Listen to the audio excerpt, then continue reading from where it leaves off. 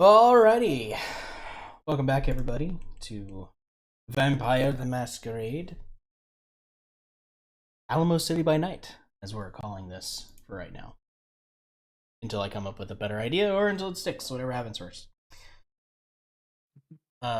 We are rolling one person light this evening. However, I will be doing a shorter one-on-one session with Bria when she comes back to find out what Primrose gets up to during the events of this session. I will try to post about that ahead of time as much as possible. It'll be up on YouTube, if not, because it might be just kind of a random stream out of the blue, just depending on when she's available. That said, let's go ahead and dive on in. And I believe Derek has our recap this time around. I do? Hit us with it. Alrighty. In the previous night, our kindred gathered at a fancy pants hotel. Individuals all arrived at the scene in their own ways, upon which we were chauffeured to a set of couches, of which, once assembled, Miranda came for us, and upon which she took us to her secret undercove. There was no leather and there were no handcuffs. She told us of a job that we need to do to, for some reason or another, from our living situations, information, promises, yada yada yada. We go to this. We go to the place. We're here to pick up Vinny in a van. Upon scouting out the place, we enter, breaking in silently and as stealthily as possible, knocking people out with our fists, choking them out, and also shooting them. Which we found Vinny being interrogated by Danny, whom of which has been taken hostage by our crew. We release Vinny. We get the van back to Miranda, and we called it a night. Indeed. Does anybody have anything else that they wish to add to that? Seems a pretty good summation, more or less. Happened. Did we mention we took Danny back with us? Yep, Big question. Danny is. Okay. Yeah. Yep, you took Danny back and left him. Oh, thank you, Jeezy. I forgot to post that in my haste to get things up. Appreciate that. You brought poor old Danny back to Casablanca, and last you saw, he was being pushed into some hidden back room within Casablanca, in its underbelly, which I will point out that you simply may not have seen the leather and the handcuffs, but you don't necessarily know that they don't exist down there. Oh no. What? That's good news. You don't know what Miranda and her boss are into. Anyway. Oh man. Oh my. So, you were all told that Miranda believed that you did well, but she was going to report it up to her boss, Miss Parker, and for you all to reconvene back at Casablanca the next night in order to receive your rewards for a job well done. So, as we start a new night, as we will from now on, anytime a new night is started, we have to see if you get hungrier. So I want everybody to go ahead and start off by rolling me at rouse check. Waffles, you wake up this morning. This evening. I apologize. Apologies. I am but a normal human man. And you feel that stirring within you, the beast, rattling a little bit at its cage, feeling a little peckish. You are at 2 hunger for the time being. Victor, same for you.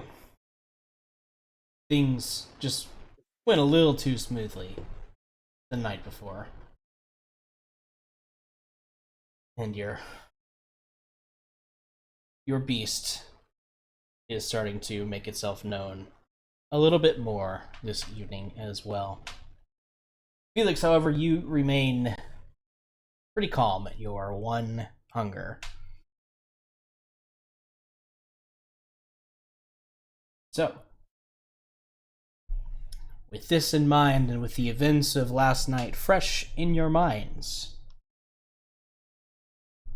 what all do you do when you first awaken in the early evening? Yeah. Mm.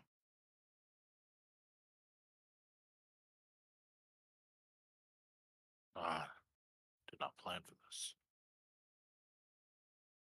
Well, I know Felix is basically waking up and making his rounds and making sure all's good with his boys running the farm. And he also checks on his cat. They seem to be doing well. I assume you have a barn of sorts. Mm-hmm. When you go out to check on some of the animals, you find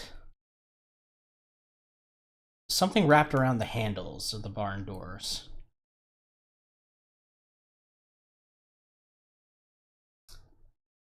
Upon closer inspection, it's a rosary. Felix takes a look around. Fuck's a rosary. What is a rosary? Yeah. It is a long necklace of sorts made up of various beads and crosses. Do I see anything around me out of the ordinary? Make a wits and awareness roll.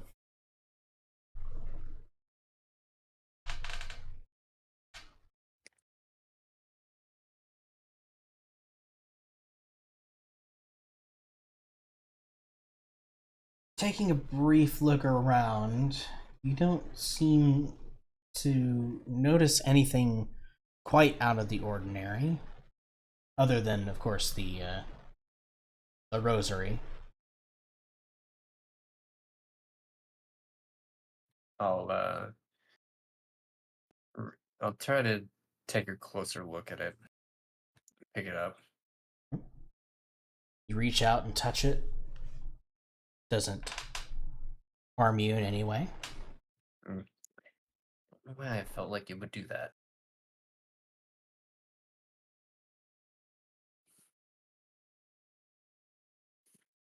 This is some voodoo stuff, huh?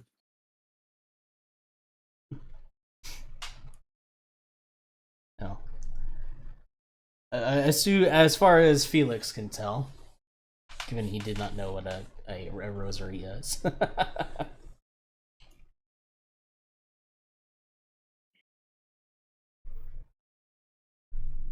I'm gonna go ahead and pocket it and just keep it on my person. See if anybody knows anything about this. Could ask my crew, see if they know anything about it. Sure. You want to track one of them down? Yeah, I'll just see if I can catch one of them before their night swaps.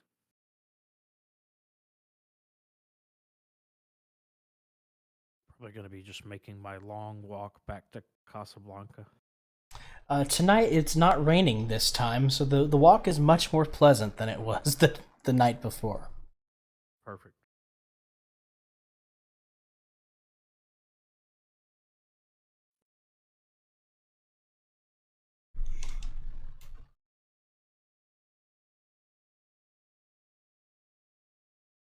Because I'm just like taking the same path I did before, just trying to avoid like the street lights, taking alleyways, things like that. Probably cutting through the park again. Staying in the shadows as much as possible. Understood. Felix, you track down Mojo, the head of your security. He tends to take much of the night shift, considering that is when you seem to be most active, so that he can work with you directly on anything that you might need. I hold up the rosary. Know anything about this? The rosary, sir? Yeah. I saw it hanging on the barn. What's it doing here? I don't know. None of the other guys mentioned anything about a rosary, and none of us are Catholic, so Yeah, that'd be interesting. Well, keep up the good work, but I'm gonna be out and about again. should I call at least one of the other guys back? Double the watch for tonight? Yeah, go ahead, because I don't know how it got there. Yes, sir. And yeah, just give me a call if something pops up. Will do, sir. And he pulls out his phone and goes to call one of the other guys who he probably just sent home to bring them back for an extended shift.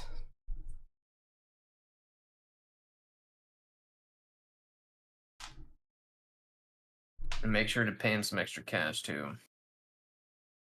Yes, sir. Will do. And I'll hop in my truck and head towards the apartment.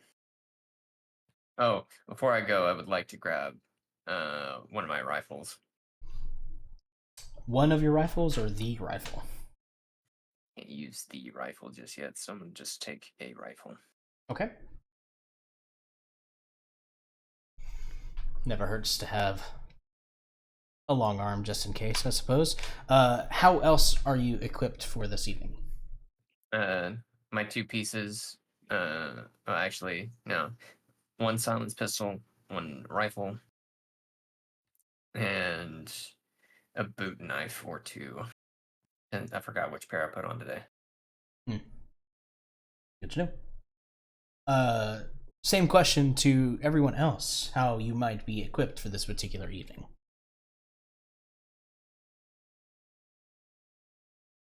Well, if I go out and about, I would probably just like handgun would probably be all I'd have on my person just for safety's sake. Other than that, just normal equipment, clothes, wallet, phone. The dog. Yep, and my pupper. Cool. Victor, anything in particular on you this evening? No, nothing unusual. Just my pair of brass knucks and my gold poker chip. The old reliables. Okay.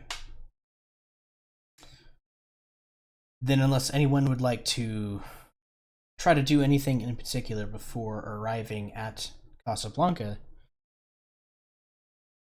we can go ahead and pick up where everyone arrives there.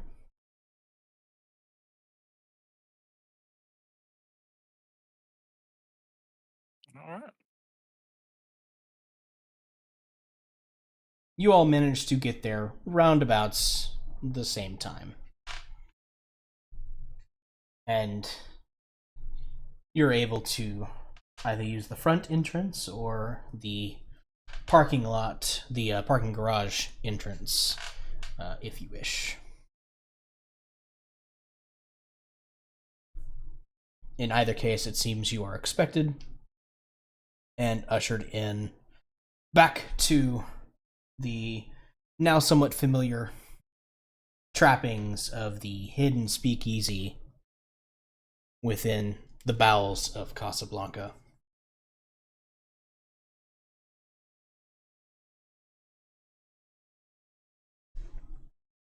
I'm make sure to not park too close to the other truck. Not parked too close to Waffle's truck this time. No, not this time. He's pretty cool. All right.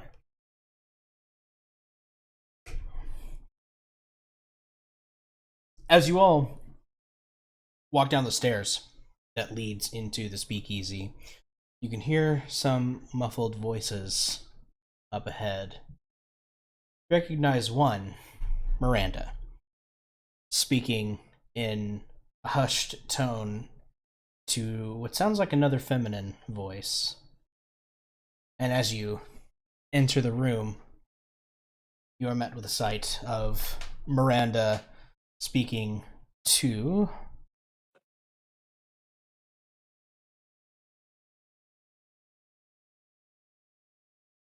a tall, elegantly dressed, almost high fashion-esque dressed, seemingly overdressed, even compared to the fabulously attired Miranda.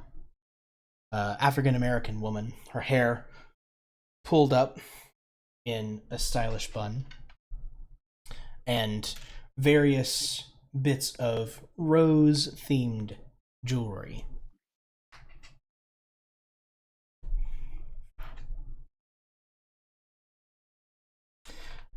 The woman looks over at your entrance and gives you all an appraising look before turning back to Miranda. Why, Miranda, you didn't tell me that we would have other guests this evening. Ah, they're here a little earlier than expected, I'm afraid. Otherwise, I would have warned you. Oh, it's no matter, dear. My job is to spread the word. So it's good that I find them here and not have to track them down later.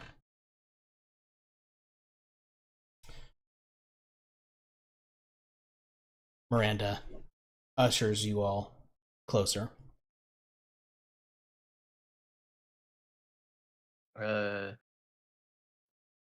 Yeah, that's the important lady, Goodness. so I'll behave. Probably for the best. Good evening, you three. This is Bianca. She is, and Bianca kind of cuts her off. She's like, I have the honor of being the prince's harpy. And I have been sent out to the various kindred of San Antonio to bring the wondrous news that a new prince has been chosen for the city, and that they will be arriving soon. Not only that, he has deemed it necessary to call an Elysium once he arrives. Of course, all of the kindred are invited, and details of where and exactly when this Elysium shall occur will be provided in the future. That certainly seems like a meeting for all of the bigwigs. Big or small, the prince wants to make his presence known to the city as a whole. I expect he intends to also use the opportunity to declare praxis upon the city.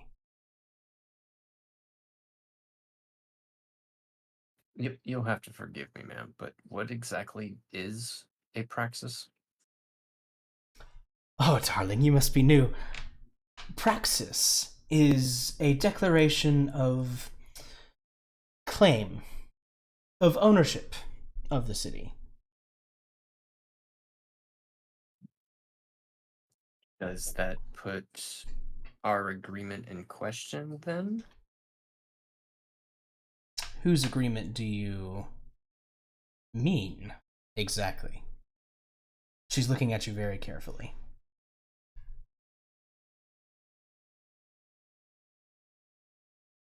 If somebody else were to claim ownership of the city,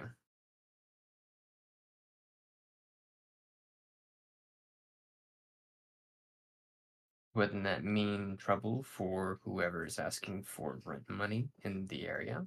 Or is that simply a delegation?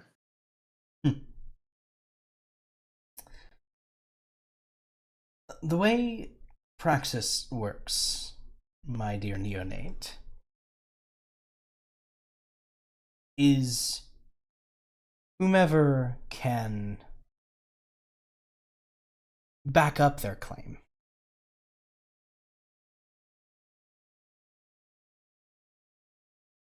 takes control. Now, I perfectly understand that the previous Prince, Justinian, and the Baron, and Miss Parker had somewhat of a agreement. Whether that stands once the new prince arrives and stakes their claim, sadly that knowledge is beyond me at this time. I am merely here to spread the word of his coming. I see. Thank you for answering my question.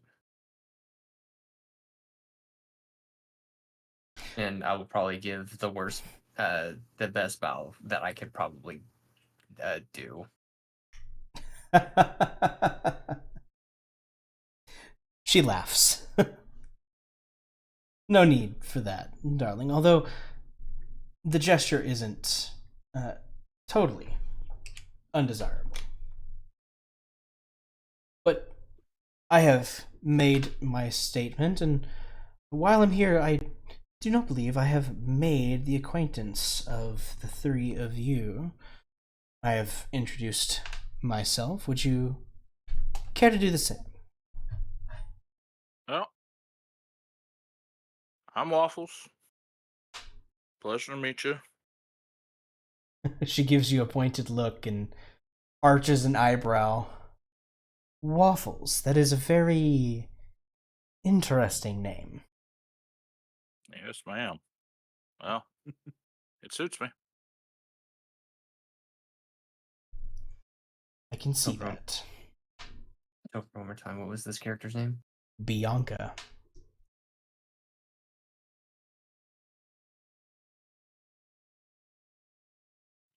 Thank you.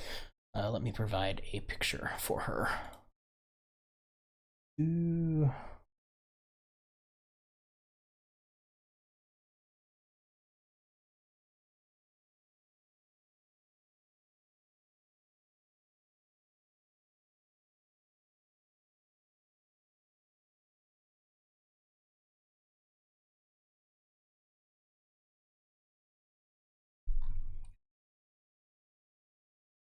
Nope, that's not what I wanted.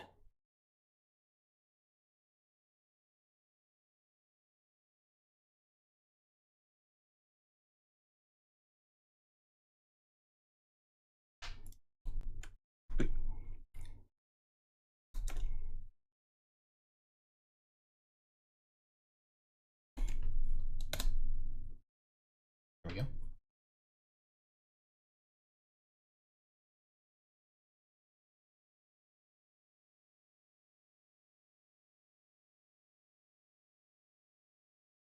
Okay, Waffles has introduced himself. She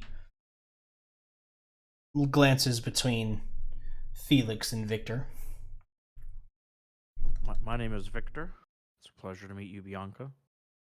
I do have a quick question regarding the invitation to the Elysium. Are we to expect a later, possibly more formal invitation, or was this our only notice? No, there will be a more formal invitation at a later time, once it is determined where the Elysium shall be held. And when, exactly. Perfect. I'll be expecting that. And a pleasure to meet you, dear. Fixates on Felix. I go by Felix, ma'am. Felix. Another one of my duties as Harpy is to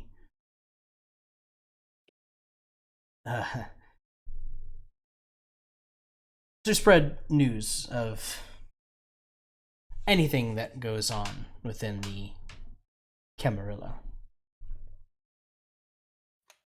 To what allegiance do the three of you hold?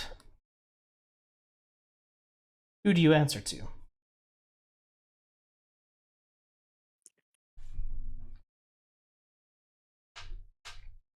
You can see Miranda over her shoulder, rolling her eyes.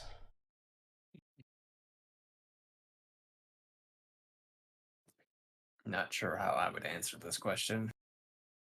Yeah. Oh, ma'am. With all due respect, I mind my manners, but I mind my manners. I ask permission when I go somewhere that someone else controls, but I usually keep to myself. To echo what Waffles has stated, my allegiance is somewhat complicated over details that would likely bore you at this time. Oh, darling, you have no idea what would or would not bore me. I happen to like complicated things. To make a long story short,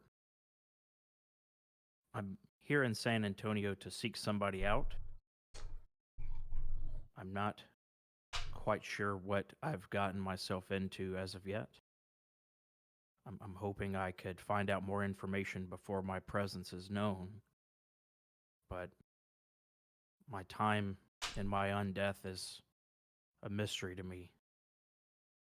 I was told to await to be beckoned here, but I made my way on my own accord, so simply following the money for the time being.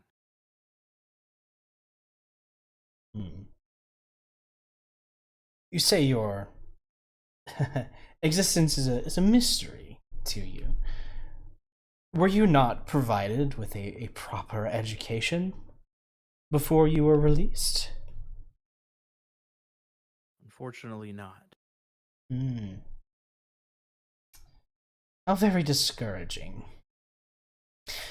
Who might you be looking for, dear? Perhaps we may be able to help one another.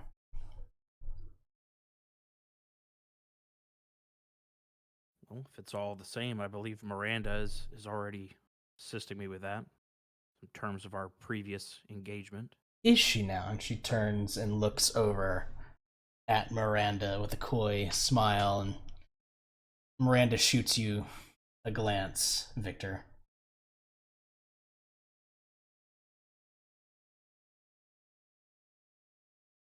I mean, I'd be happy to elaborate further.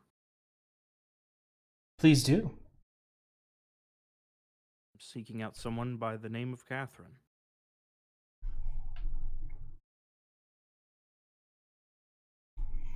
One moment.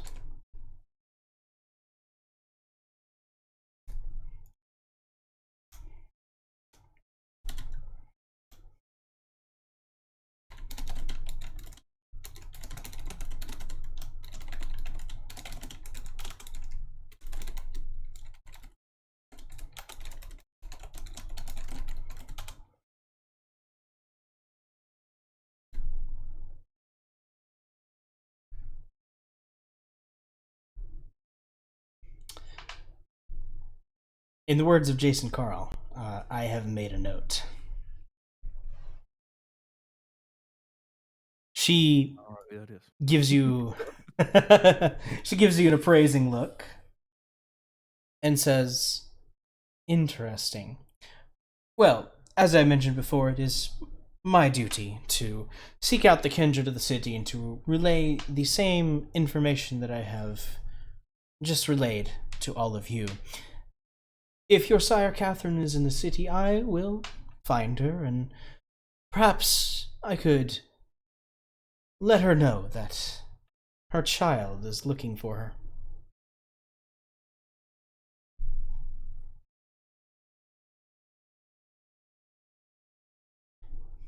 In return, perhaps you can owe me a boon.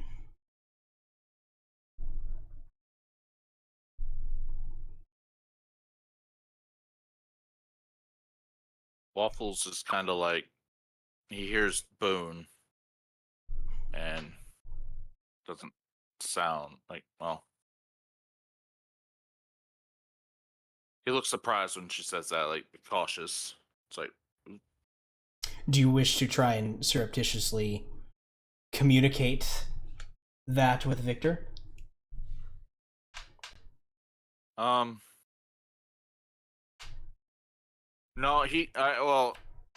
Waffles is not blunt, or Waffles is blunt and does not have this whole like manipulation charisma. Like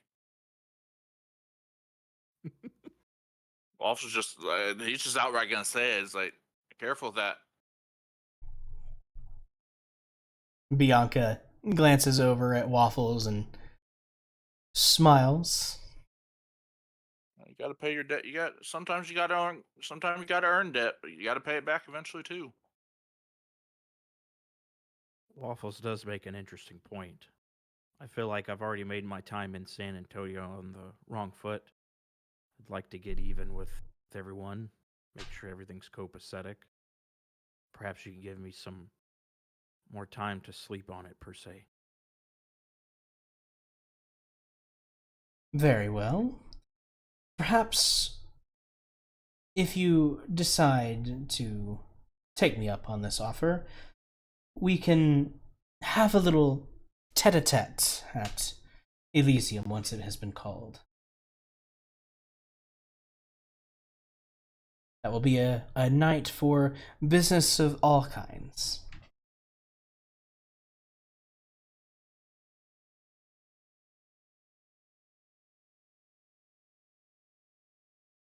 Yeah, that seems to be appropriate. Perhaps we'll speak again at that time.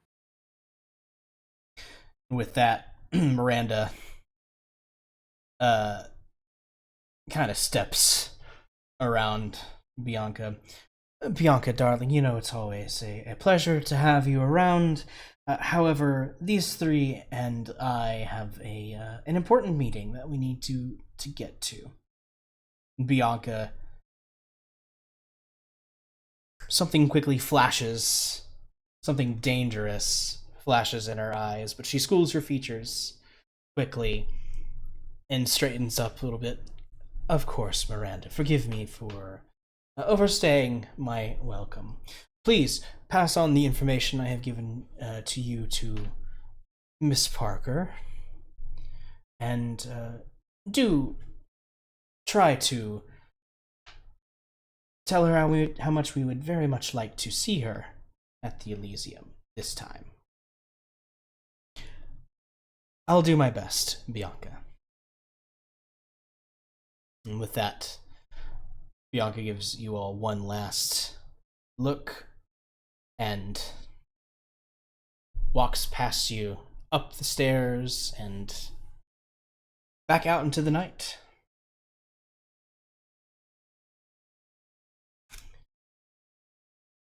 That's politics, boys.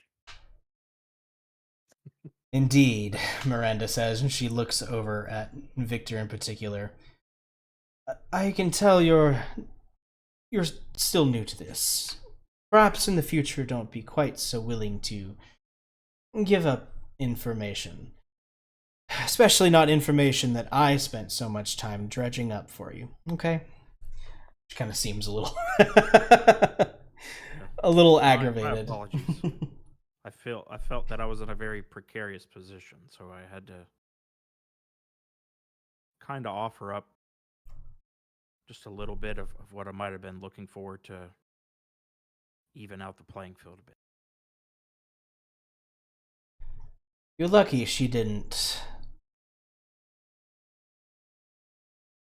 You're lucky she didn't use some of her powers on you. This isn't exactly an Elysium. Would be difficult for myself to stop her. Word of advice. when Bianca is involved, or really any of the upper levels of the Camarilla here in the city, always assume that you're in a precarious position. It might keep you alive, or keep you unliving. And she waves her hand dismissively.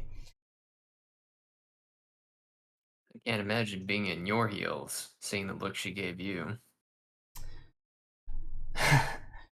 Bianca and I, like many of our clan, we get together only so much. And especially one in my particular capacity, here with Miss Parker, wholly separated from the Anarchs or the Camarilla.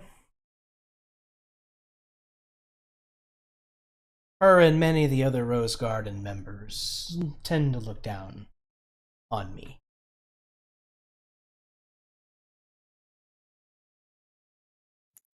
Almost as if you were a threat. She smiles at that. Almost. You are indeed a dangerous woman. So I've been told. Well, I suppose it would be best to wait for an invitation next time. Otherwise, we walk into any more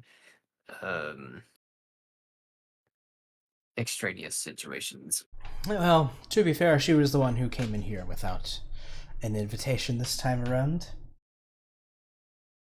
But you did not come here to talk about politics, at least not tonight.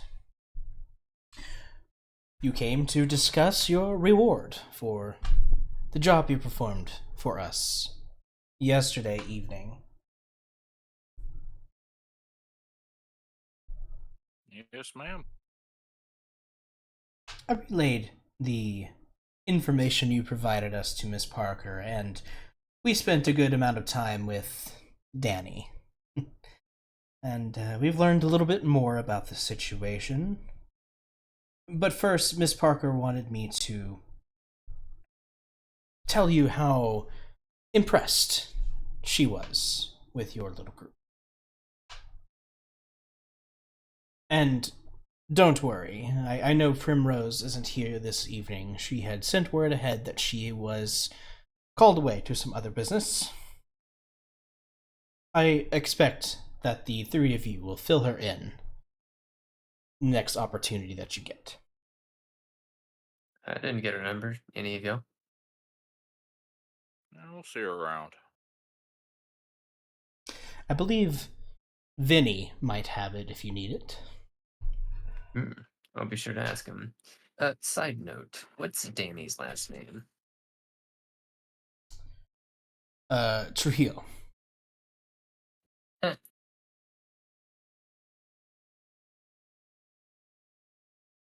Close but no cigar. Thank you for the information. So, what's on the to-do list? Well, first and foremost, we have a few things for you. She dips back behind the bar and rummages around and pulls out several stacks of cash and divvies it out, one for each of you. A little bit of spending money.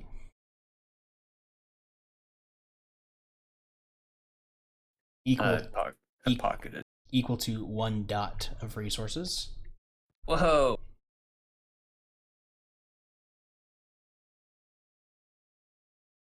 Dang.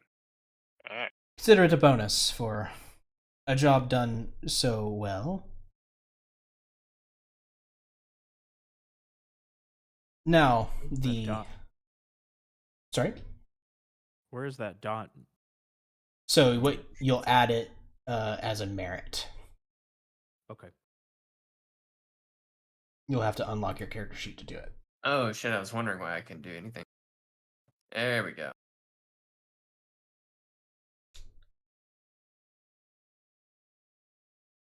But the important thing is we discussed yesterday evening about the possibility of giving the four of you some domain to call your own, a little piece of the city for you to hunt within, to make your haven if you so choose. And after the job that you performed for us, Miss Parker felt that it was warranted to give you a nicer slice than perhaps we had originally intended. It shows that we can trust you. However, there are some stipulations. Every month, the four of you will still owe Mrs. Parker rent. Now, that rent can be paid in various ways. It can be monetary. It can be performing jobs for her. Providing very valuable information, perhaps. Anything that could constitute as being useful enough to consider your rent paid for the month. So quite literally, we'll have next week, and then we'll have to pay rent for July. Something like that, and we'll get to the task we have in particular for you here in a moment.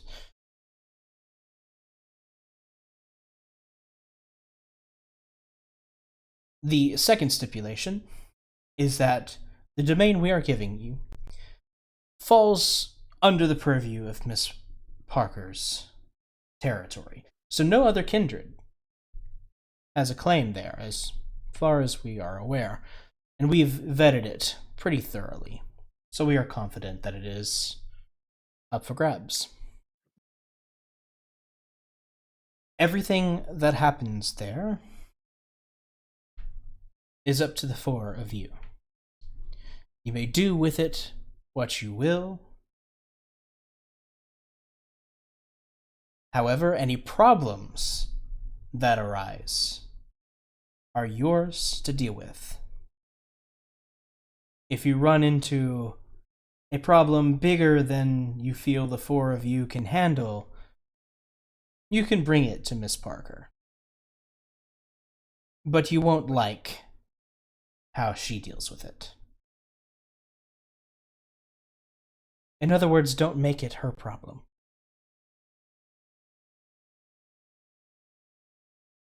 Understood. Excellent. So how would the praxis come into play for this? Well, I would admit that does throw a wrench into the whole thing. But what Bianca said is true. Praxis is only good for those who are able to maintain their claim. Really, it depends on if the incoming prince wishes to see reason and to keep the relative borders as they are here in San Antonio, in which case your domain would fall under the protection of Miss Parker and should be safe. Well, as safe as anything can be these nights. However, if this new prince proves to be more aggressive, then, well, the nightlife in San Antonio is going to get much more interesting. Truth of the matter is we don't know yet. We don't even know who this new prince is, what they are. We just know that they're coming. And that they plan on making a grand entrance. And there's nothing to say that it's just hot air? It's the Camarilla. There's always some aspect of it being hot air, as you say. Though, anyone who has garnered enough support from the Camarilla's shadowy inner circle in order to be named prince of a city, well, they won't be just any kindred. They will be old and powerful. And more than likely will bring his own retinue of followers.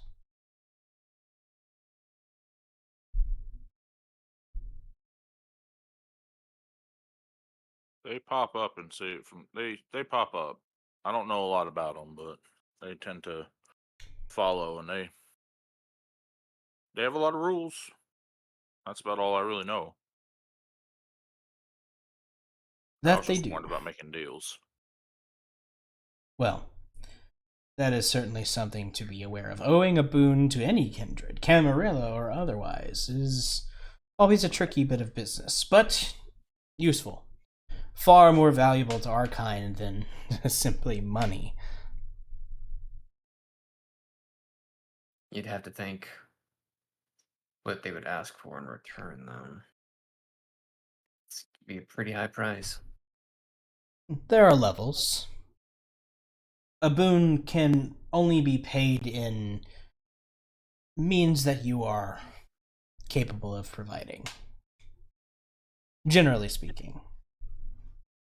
It seemed like the boon that she was offering to you, Victor, was a relatively minor one, most likely.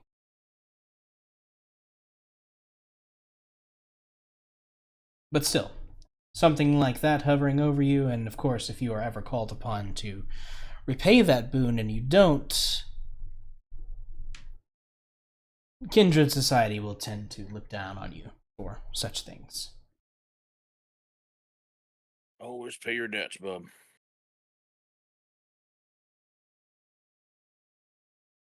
But you probably did good playing it safe. Mm-hmm. Safe as I could. Until given you know where you stand some with it. circumstances. Yeah. And where people stand and whatnot can put you at odds. Especially if it puts you at odds on your landlord.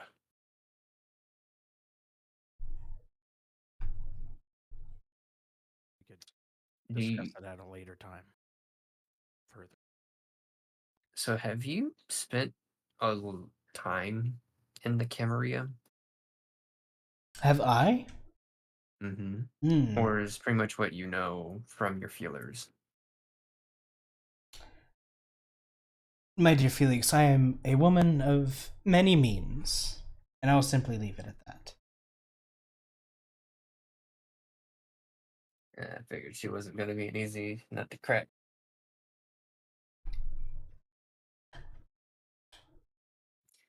But, on to back to our original conversation. Your new domain. A little to the southwest of here, there is a lovely little community college. Palo Alto. It's a rather nice little hunting ground for a new budding coterie looking to make their mark on the San Antonio night. It and some of its surrounding neighborhood will be considered your domain.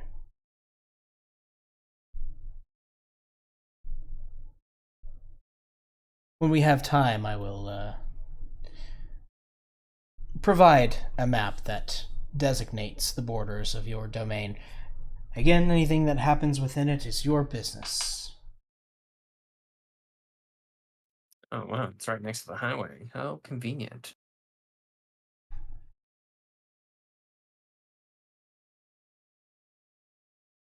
Right. We'll have to check that out at some point. Um, in terms of that hunting ground, providing security or presence, if you will, at that haven. That's also going to be in the debriefing that you'll give us.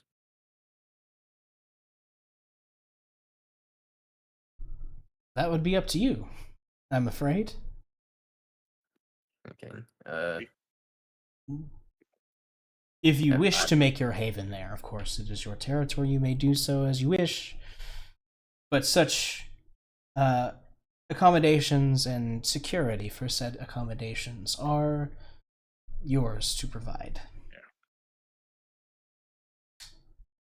We're paying for the land. It's up to us what we do with it. Within restrictions, I suppose.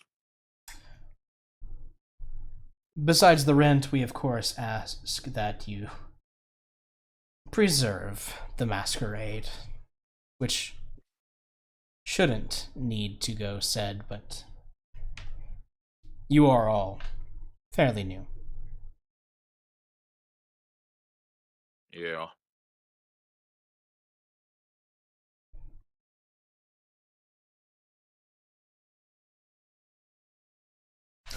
Any other questions regarding your new domain before we move on to matters of other business this evening?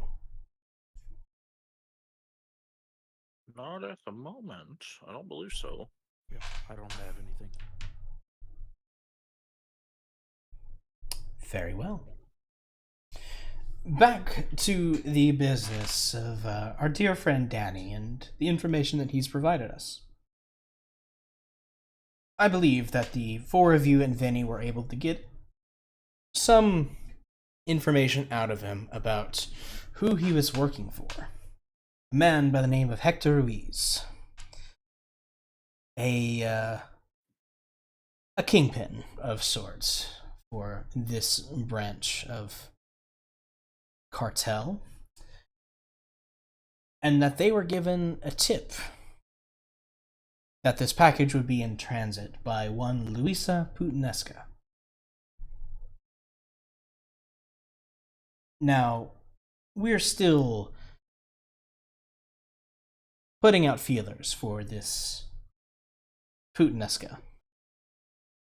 Trying to figure out what that offshoot branch of Clan Giovanni might want with our business down here in San Antonio. Or what reason she would have to interfere with the particular business between Mrs. Parker and her contacts down south. This Hector Ruiz fellow, however, Danny told us that he was intending on moving in and becoming a resident of our fair city. Something that Miss Parker believes should not be allowed to happen. But the address that Danny gave us whenever we had some of our agents arrive was already abandoned. It seems our friend Hector Ruiz has gone to ground somewhere in the city. Seeing as you're already aware of the situation and having had some experience with these cartel thugs, Miss Parker believes that tasking you with the finding of this Hector Ruiz and dealing with him in whatever way you see fit would be a perfect way for you to pay your rent for the first month of your new domain under her territory.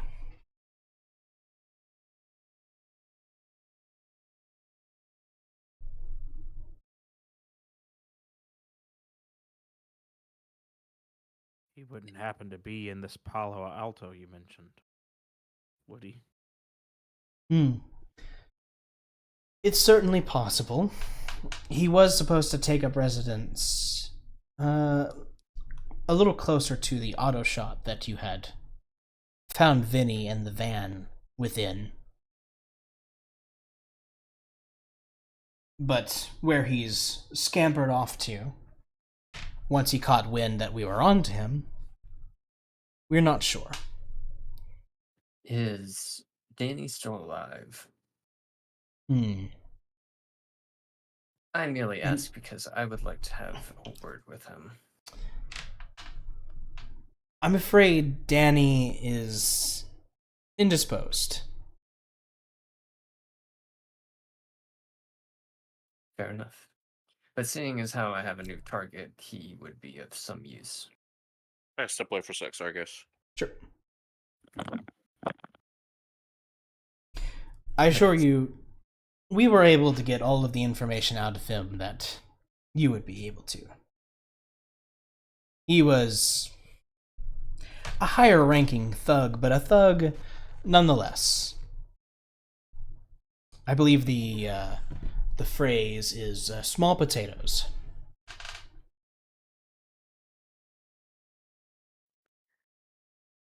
Good to know.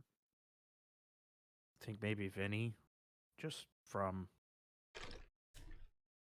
maybe his time spent being questioned, maybe he overheard some things. Maybe he has more information. Yeah, I could ask him, see if they said anything of note of like where they are at or where they were going. You're welcome to speak with Vinny. He has expressed interest in taking down Hector Ruiz. He feels it's owed to him. He's got a little bit of a feels like a little bit of vengeance is owed for the way he was treated.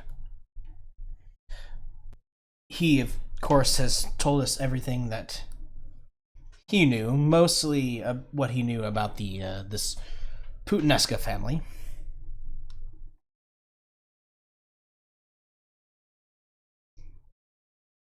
But I'm sure if you would like to request his help, he would be willing to provide. And Miss Parker has made no orders, as far as I'm aware, to prevent him from doing so.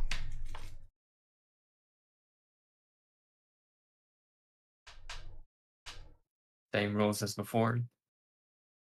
Kindred, under the domain of Miss Parker, but humans don't need to know, right? Correct.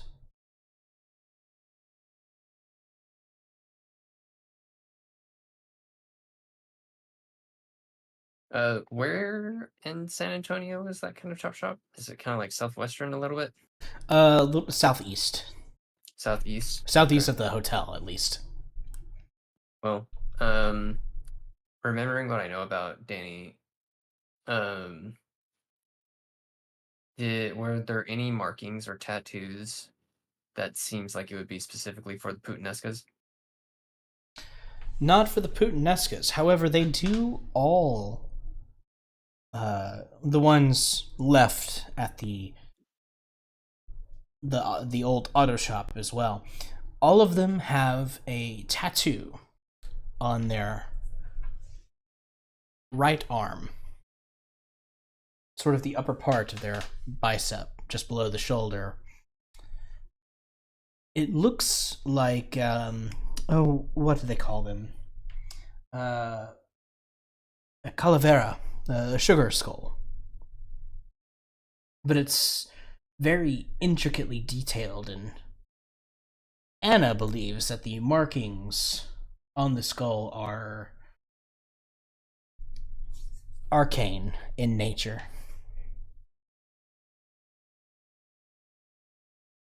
Anna? Who's Anna? Anna was the associate who was with me here the other night when you returned from. That's right. She is Tremere, so she would certainly know something of the magical persuasion when it was presented to her.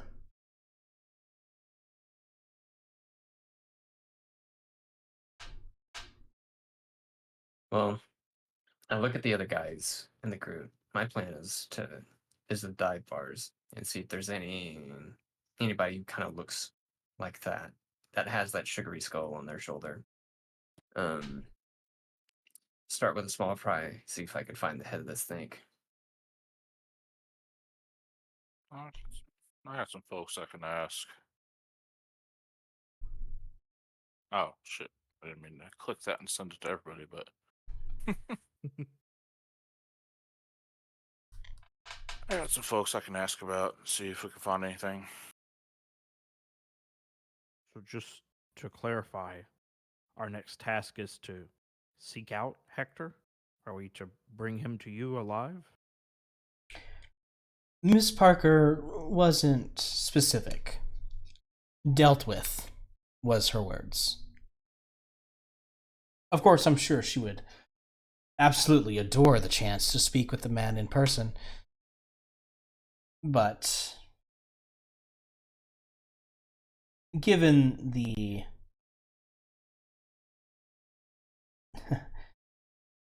given the fact that he will likely be paranoid and be expecting trouble, that may be somewhat of a difficult task to accomplish.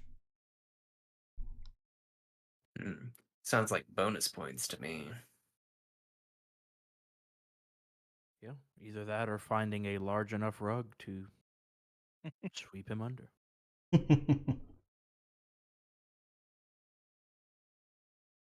We'll deal with it as we can. You Yep, lot strike great me idea. as resourceful. I'm sure that you can figure out a way to handle this.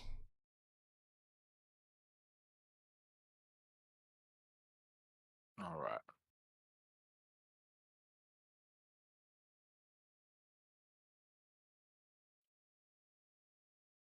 All right. Well, I'm gonna go get to work. Looking for a couple of bars around that chop shop. Any of y'all doing anything in particular? Well, and get crack and see what we can find out tonight. I'll contact some folks, see if I can dig up any info. You You would two probably handle any of the going into talking to people stage. I'm not exactly the most welcoming of people you want walking into a bar. wait? Do you know Drips? No. Oh, okay. I was just curious if one of your boys went by that name. No. No, I don't got no boys. I fly solo for the most part. Oof. Well, just to like double check things. I have no more questions, but if there's anything else that you want to tell us, Miranda, I think I'm all set to get started. My eager ones, aren't you? No, but perhaps a word of advice that it may be worthwhile to check on your new domain at your earliest convenience as well. Get a lay of the land, as it were. Hmm. And speak to your missing coterie mate.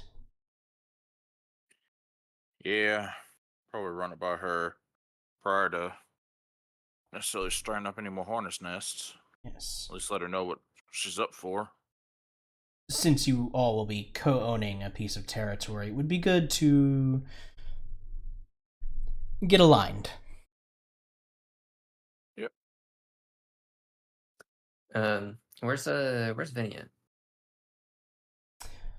I believe he's up in his room. Should I call him down here for you? Yeah, I need to get Primrose's number. Very well. And she... Oh, and if Anna's here too, I wouldn't mind talking to her real quick.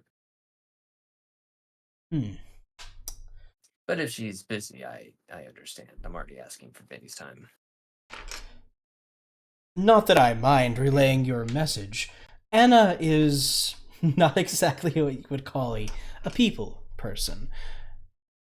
Perhaps if I knew what you might wish to discuss with her, I would be willing to. Just the sugary skull that is on the the Putinesca's symbol that the jobbers were had tattooed.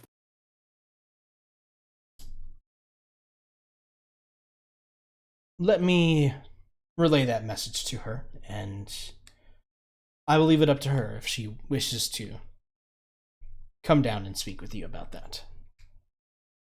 Sounds good. Sorry, Victor, you were trying to say something a moment ago? Yeah, could I trouble you for a drink while we're here? Oh, of course. What's your poison? I think anything will quench the thirst for now. Very well. She walks over to one of the gray-suited men who are standing guard. She whispers a few words to him. He nods and makes his way up the stairs to relay the various messages given to him. Come with me, Victor. We have some booths set up, and we'll find you one, and we'll have some refreshment for you shortly. Would anyone else care to partake? No, thank you. Very well. She gestures for you to follow Victor and leads you kind of around the bar to another section of the speakeasy with various private booths that can be... They don't have doors per se, but they do have like sliding curtains that you can slide over for privacy. Yeah, I'll make my way up.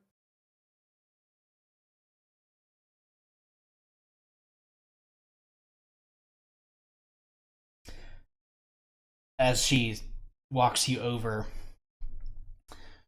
Victor, I do hope that your sire isn't in any trouble with the Camarilla, now that Bianca knows of her existence.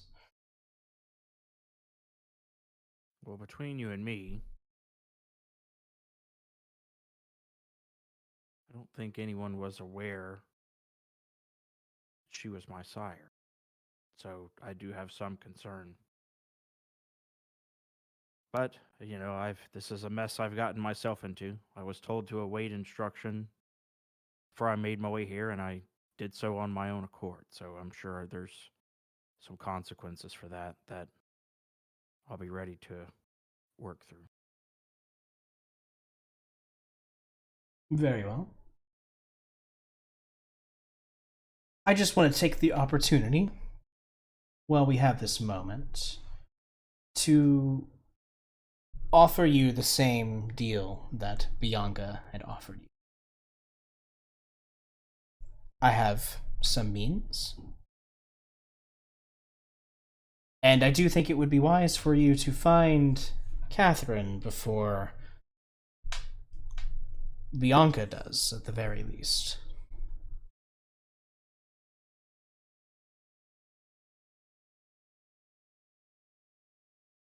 Food for thought. You don't have to answer right now.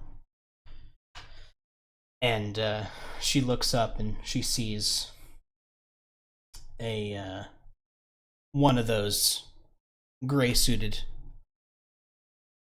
men coming over. Ah, I believe your refreshment is here. Perfect. And I will give your offer some thought for sure. I appreciate it. Of course. She turns and walks away, giving you a moment to feed. The gray-suited man kind of steps forth and nods to you, and rolls up one of his sleeves and offers it out to you. Offers his wrist out to you, that is. Okay, perfect. It's clear he has done this before. I'll try to make this quick so you can get back to your evening. By all means, take all the time you need. As you sink your fangs into the man's wrist, and the blood begins to fill your mouth. No matter how many times you do it, no matter how often you've had to feed since your first embrace, it never gets old. It's better than any drugs or alcohol or even the best food that you ever had when you were living.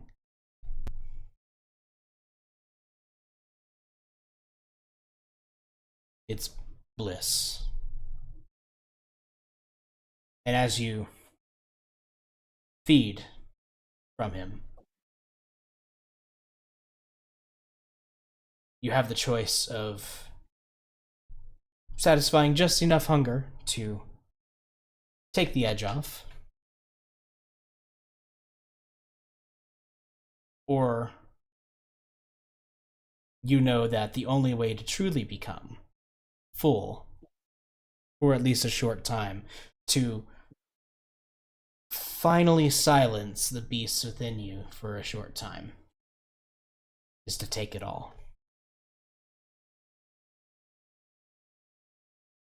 So how much does Victor take? I think I'll just take the edge off. I'll kind of keep in mind that everything in this new life has a price, and I don't want to incur too much debt that I can't pay. Indeed, after all, this is not your blood doll. But with that, you go back down to one hunger, and as you've learned to do so in your previous feedings, you lick the bite marks, and they magically seem to close, leaving no trace. The man seems a little woozy from the experience. Of course, you know that mortals who you drink from find it a very pleasurable experience.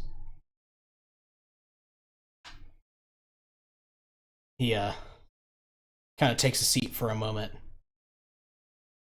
and looks up at you and goes, You good?"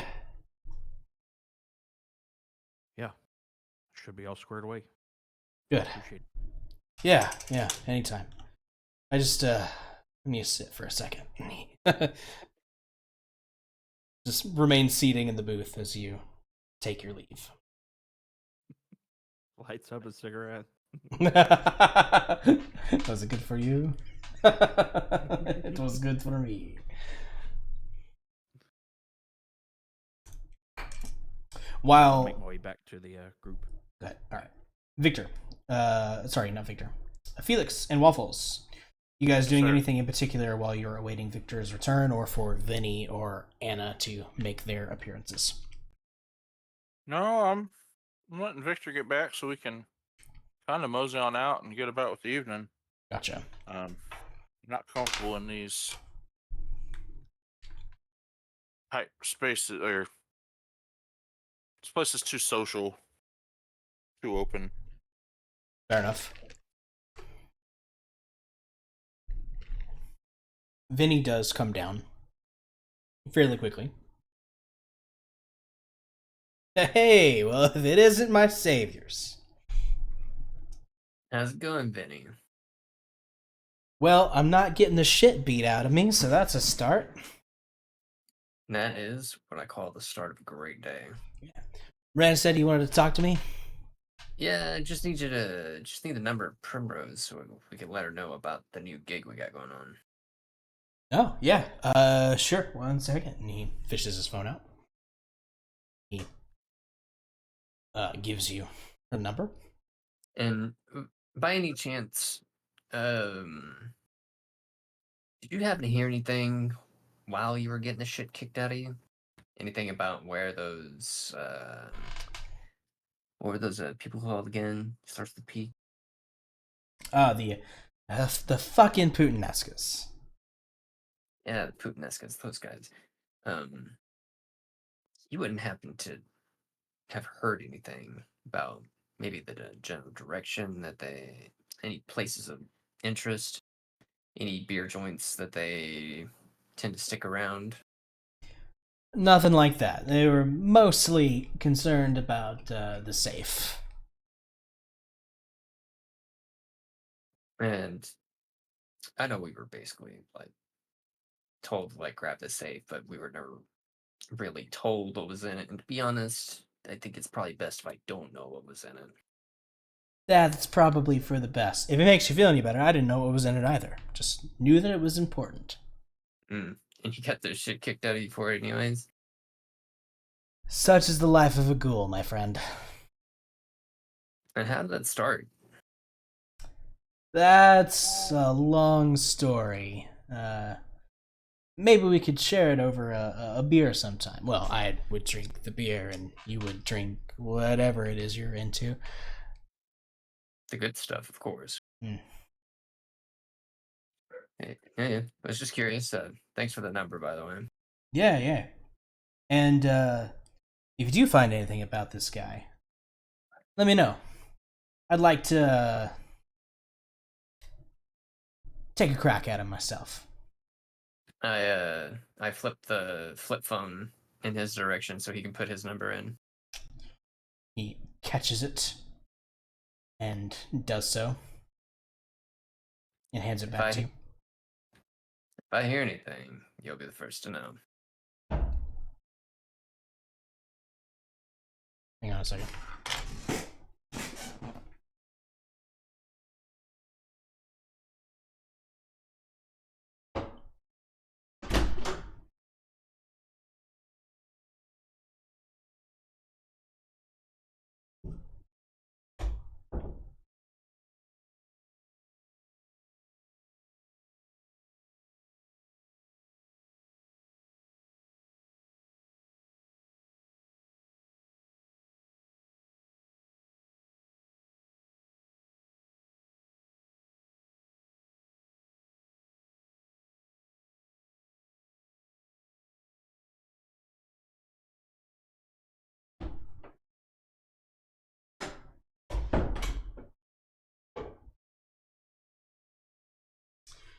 Sorry about that. My cat was messing around with some cabinets and it sounded like someone had opened the front door. Ooh, spooky. Yeah,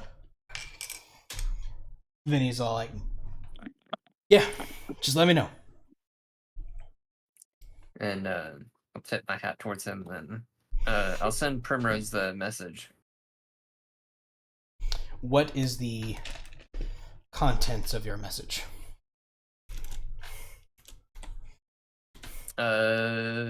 Here I'll start walking towards the back to Waffles in Victor, or yeah, back to Waffles, and I'll just type it out. Okay.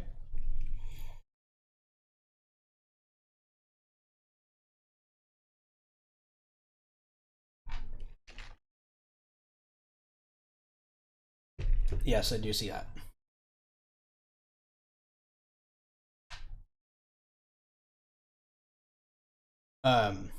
While you're doing that, one of the gray-suited guards comes over to you, Felix, and clears his throat. Sir, I've been asked to relay a message from Miss Anna. She is in the middle of some important business, but would be willing to speak with you about your inquiry another night.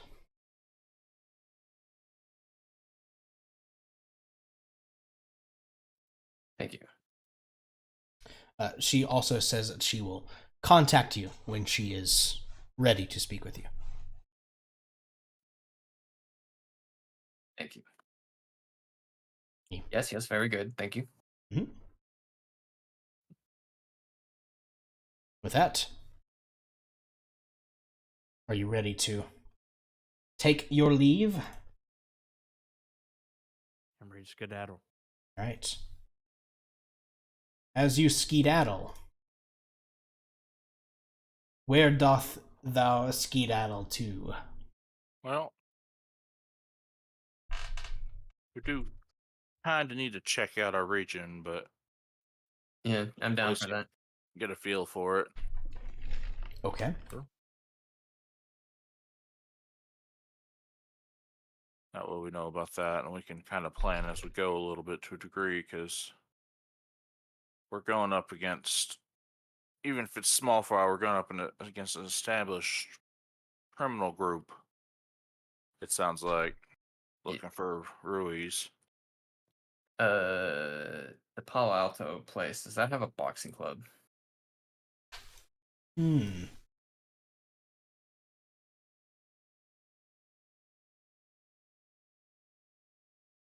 That's a good question. Take a look.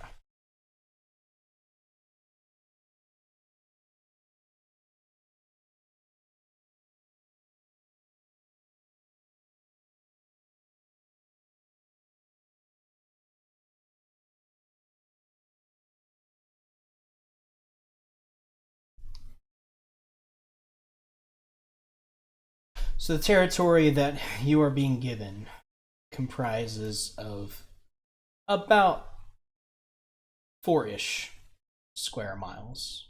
It's fairly sizable. Its main draw, of course, is the community college itself, which does have a gymnasium. Now, I imagine that is probably more of a all-purpose gymnasium.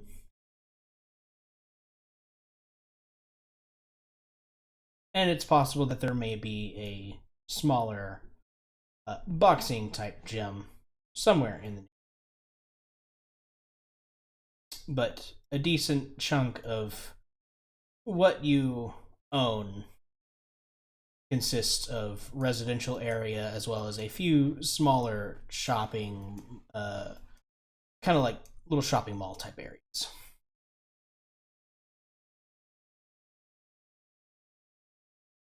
As well as a cemetery.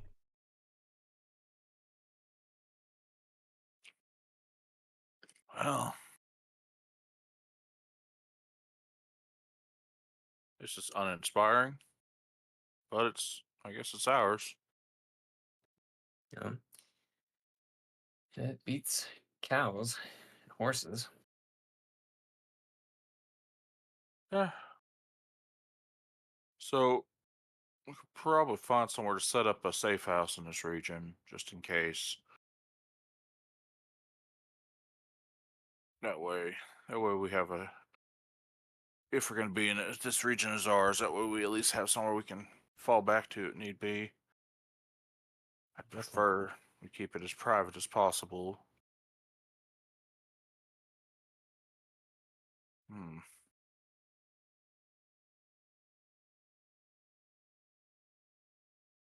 Hmm. I don't know what y'all are looking for in a somewhere to crash, but I prefer underground if I'm honest. It's just safer.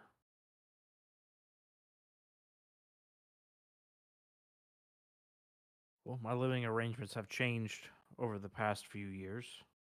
I've had to stay in, all manner of places, so I would just consider it a new experience. Uh, I know that feeling. Find I've been some. a Go ahead. sorry. Nah, I know I've been a nomad myself. I understand. Yeah. I mean, anywhere that you're comfortable with is fine with me. So trying to find a map. Like, is this like the college area, or is this just like around that area? It in terms of, hang on, let me. I mean, I guess the map doesn't really matter specifically, but just to get an idea.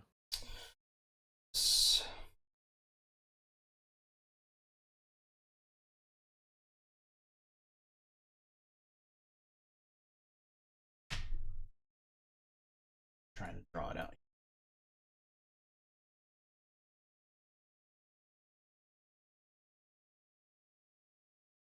a bridge or something. In my time in Vegas, I recall that many people lived beneath sewers, large sewer pipes that ran underground. They Oh seem yeah. to enjoy it there. That's certainly that's a very Nosferatu thing. Yeah, absolutely. Yeah. Oh yeah. You can make those areas downright livable if you can properly secure them. Oh yeah. Um, like it's really how much you want to put into it. Out of character, I am trying roughly to find Palo Alto as well. I just pulled up a map of San Antonio, and I'm just like, where the hell is it? Yeah, and And I found so Cracker Barrel. Cracker Barrel. The Cracker I Barrel. found this, Yeah. but there's also a Palo Alto in California, so I don't know if this is the one in California or not. No, Palo Alto it, College, San Antonio. Well, this one has Campus Drive. Campus Drive's like a circular wraparound. So I mean, but I'm just guessing that this is probably the one in San Antonio and not California. That one that you're looking at is like a city, I think. Yeah, the street's wrong. Hang on, I will. Apologies for those Probably the watching one in the stream. California. You will not see this part of it. Perhaps I will put up a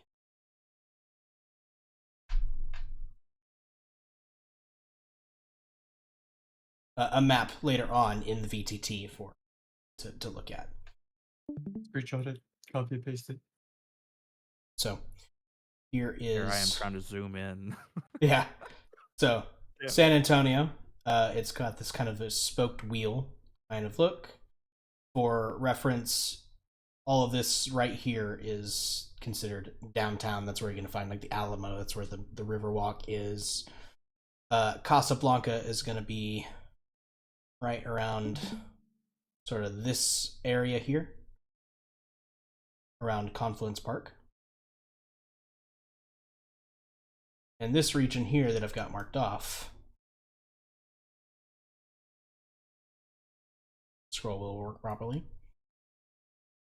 Got Palo Alto College, a decently sized community college, mostly focusing on agricultural type majors, but there's some general studies there as well. I see. Okay. And most of this up north of that is generally residential type areas. Okay. No, I was is thinking originally it was like we had the campus grounds for the college, and that's You have the that's it. campus grounds and then some. I don't Yeah. know about Yeah, I don't know wire. about y'all, but we better take a look at Hunter Boulevard. Make sure there's no shenanigans in there. Yeah, the northernmost road above Calais Drive. A little bit Well, down, a little bit down, a little bit down. I don't know. Underneath Ann Arbor Drive. Yeah. Looking at this map of the region, pulling up my phone, looking at my smartphone. I don't know if you boys are from Texas, but thank the good Lord we have a Whataburger in our domain. Ooh, shit. Have you ever had the blood of somebody you ate from Whataburger? Probably. Probably. It's Texas. I've never left the state. I've never left the state outside the military, so no, I probably have. Well, Yeah. Yeah. Let's go take a drive. Who you riding with, Victor? Whomever. all right, let's go cruising. Could certainly run if I need to. I'll take you up on that, Waffles. I appreciate it. All right. Well, as I suppose we all make our way to our vehicles to head down to Palo Alto region to examine our new dominion. It's large. Well, It's a it's large. it's a It's good a lot sized of area. residential. Yeah, it's a big territory. Hunting should not be much of an issue. Yeah. Well, how's this part of town around with crime? This looks like a pretty. You got the school, Yes. so that's. But all right. Um, it is much lighter in terms of crime, at least compared to more of like the south western southeastern parts of town. Yeah. This is a little bit more solidly middle class. So the crime around here Yeah. will be more of the little bit more of the white collar variety. Yeah. This is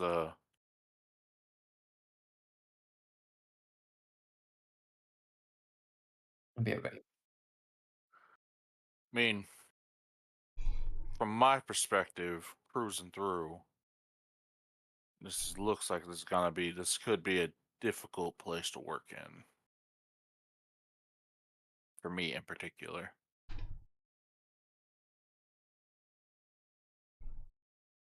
But you make the best with what you got. If it's the, I know you said you prefer to work alone and not handle the public appearances side of things, but I'd be happy to assist you with that. Well, it's not. Well, you got to understand. People remember me when they see me, and not in a good way. It is smartest for me not to draw attention. Sense. Well, I think depending on like the college kids around there, they might be into that whole cosplay thing. So you could look like Bane if you wanted to. I mean, I got the height, but I don't got the build. Yeah, but you also got the mask too. You merely adopted the Ah. dog. I was born in it, molded No, by it. Feed in it. Oh, I mean, to be he was honest, a comic book character, right? I think he was Spanish in the comic books, if I remember the cartoon show correctly. Mm-hmm. And I Yeah, speak me some Spanish, so Correct. me llamo Bane. Me gusta backbreaking. that's pretty good. Yeah, there's a couple of places you could probably bounce to. As intimidating as you are, keeping the peace for people shouldn't be that hard to find Oh no, a place to fit in it. oh no, I can make do. I can always make do. That ain't a problem. Topher, can I message my contacts if they've seen any of those sugary skulls? Who are you messaging, and what is the the contents of your message? Well, I guess I could just text that to you. Yeah. Felix begins to type away at his phone. Yeah.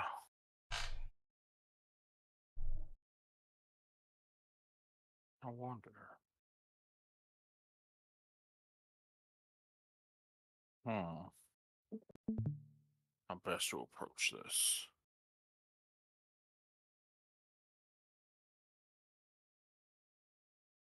Well, so used to work for a guy. Well, I still do, just haven't spoken with him for a while. Yeah. Usually the work involved dealing with some undesirables. Maybe he might have some more information.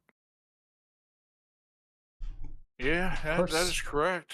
And I mean, You can, of course, always attempt to contact him. Yeah, I'll try to get in touch with Charles. all right, I'm gonna think it's. If I find somewhere to stop, I might do a little bit of internet sleuthing. Absolutely.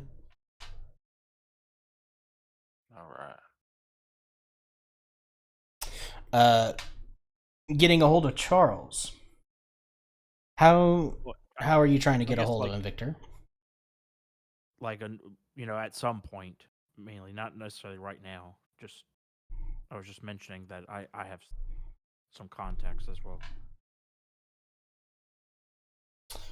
You have Charles and you have one other. Yeah.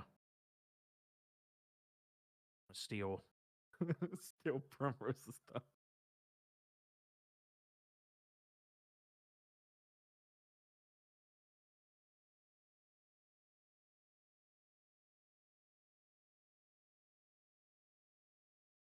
But no, I'm comfortable finding a place to lay low, and then we could at least have a place to return to share any information we find. Yeah. Here. Plenty of places for you to park and still remain somewhat inconspicuous. Oh, all right. There is that Whataburger that you mentioned, of course. As all of us Texans know, Whataburger is open 24 hours.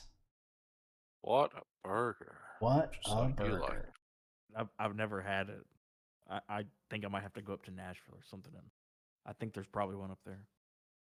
Really? Might be. That'd be interesting if Tennessee had one. So I have to see. I've always thought that to be a Texas-specific thing. I bet there's one in like Murfreesboro. Nashville, there is. Murfreesboro, Madison, and Clarksville. Interesting. Murfreesboro would be the closest one to me. I recommend the avocado bacon burger. I think it's on their menu right now. It's very good. It's my favorite. I've had a green chili double with bacon. Yeah. Yeah, the green chili doubles is the non-special item that I'd say is a good start. Yeah, that one's always on the menu. But that's neither here nor now. Yes. Considering we cannot eat. We cannot consume the food. If you save up your points, you can, but right now we can't. Yeah, I mean, we could find somewhere low key, just in this area, kind of, where I could maybe, like, I don't want to actually go to Whataburger, but we could probably find somewhere to park that's not too terribly noticed. Absolutely. And once there, I can maybe do a little sleuthing on my phone a little bit while we're deciding what to do next, because Hector Ruiz, the man probably has social media. All the kids these days have their Tic Tacs and their Tweety X's. Mm. You never know.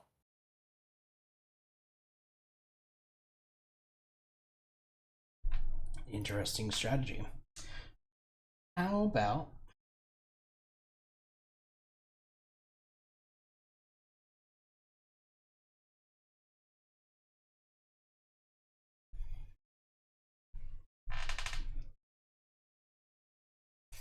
we make that a wits and technology roll? I can do that.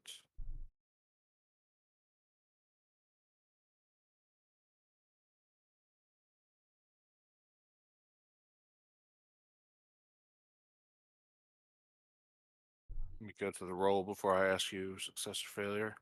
All right, that's a success. I'm not in danger of just typing "I am a vampire" and taking a selfie and putting it on Twitter. So I think I'm good. Yeah. So, checking social media, you stumble upon a problem very quickly that Hector Ruiz is a rather common name. Yep. And there are hundreds, well, probably, if not thousands.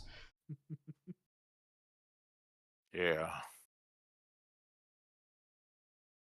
Going through them as quick as you can, you don't run across anyone that strikes you as cartel kingpin. Yeah, that's a long shot. Hmm.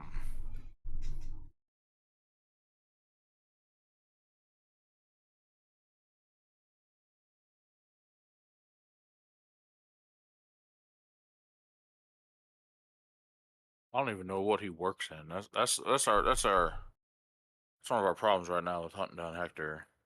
We know cartel kingpin, but we don't know what products he'd move in, what territory he might claim at him or his unit. We don't even know what gang or cartel he's related to outside of he is a cartel kingpin. Mm-hmm. Ugh. Lots of things to figure out. Yep. Yeah. Seems like this will be a more involved investigation. Yep. That's a long shot. I was kind of hoping I find him on TikTok doing one of them little dances or something. Probably wouldn't be that easy. Just posting on Twitter, just a little selfie is like, felt cute, might push some drugs later, IDK. Yeah. You just like swipe a couple times, and then you just see him dancing like, "I've been a nasty girl." Damn. Am I the Back in the day, bad didn't guy? They don't make criminals like they used to. Yeah.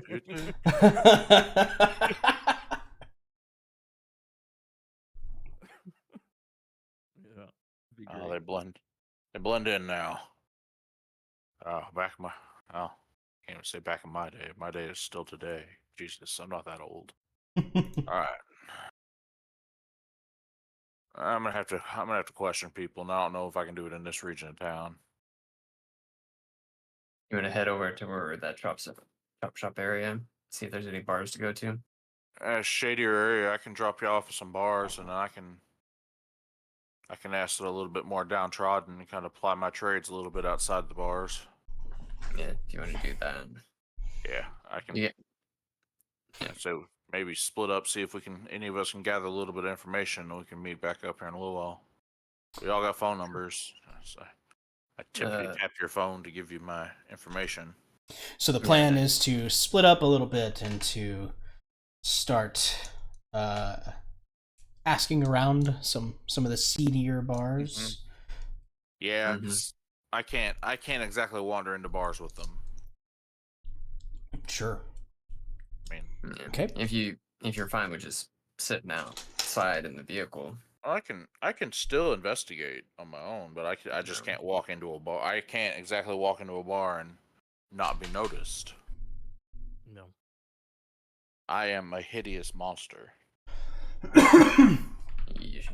And even when you try to hide that, wearing a hood, a mask, that still stands out a little bit, even in the post-COVID days. We're in Texas. Everybody here's conservative. Yeah. I don't want to start a fist fight with someone wearing a mask. Some liberal snowflake or thinks anything. I mean, especially since you're in the less touristy part of town too.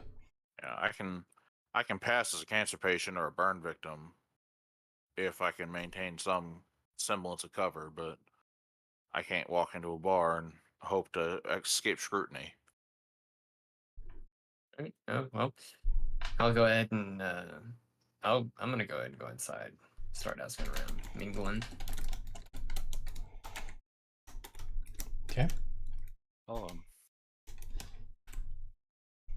will see if I can find homeless. See if I can start trudging around for the lower caste, the lowest caste of society. Certainly.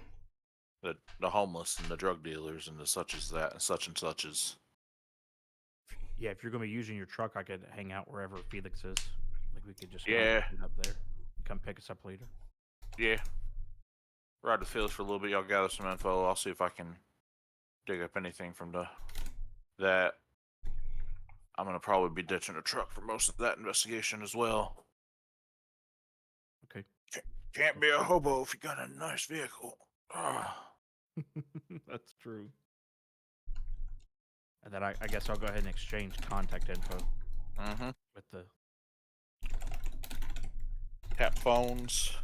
Yep. All right. Synchronize our watches.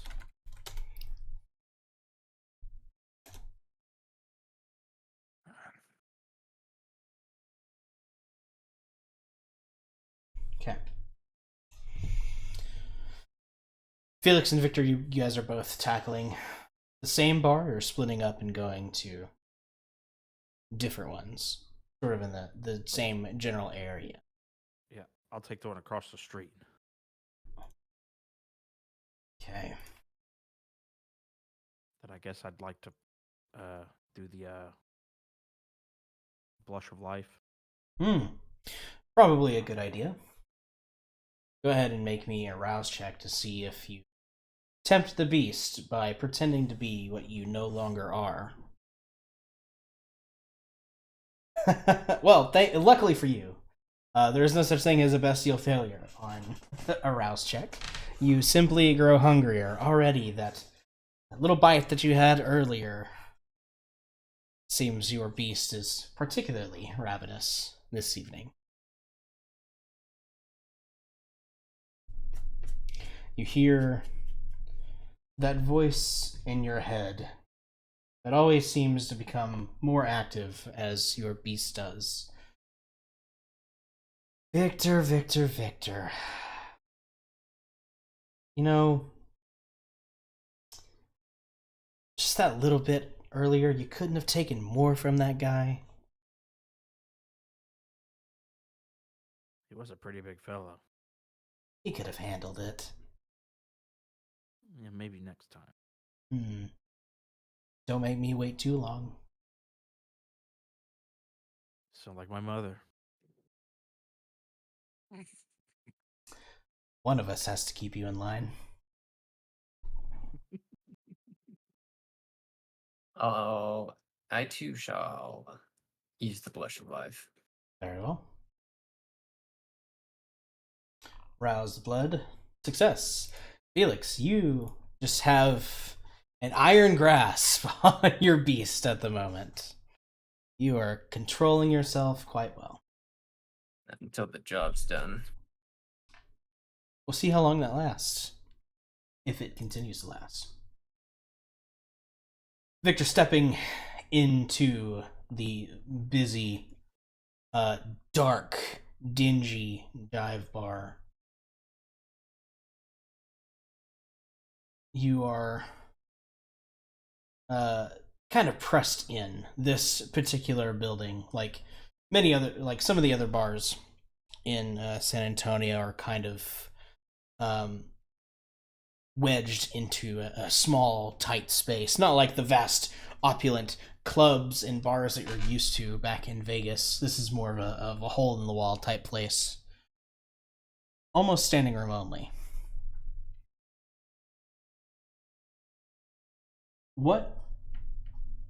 In what way are you trying to gather information here?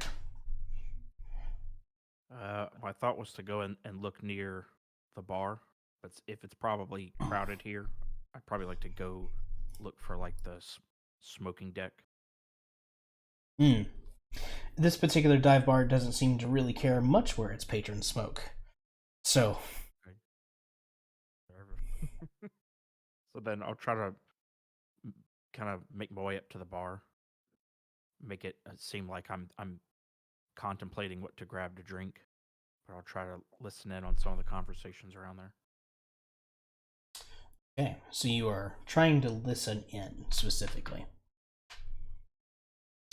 Let's make this a wits and awareness check.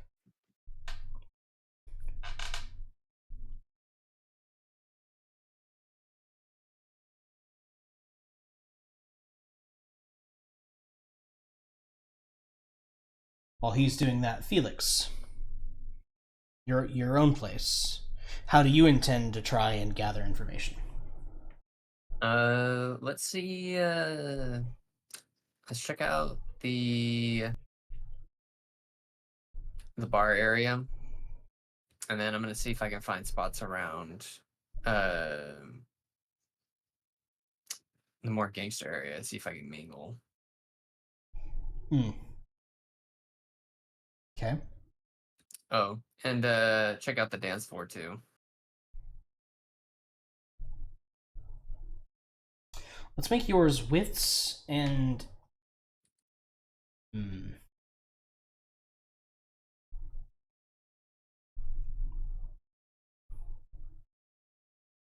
wits and insight to try and suss out which group, which table seems to be more gangstery.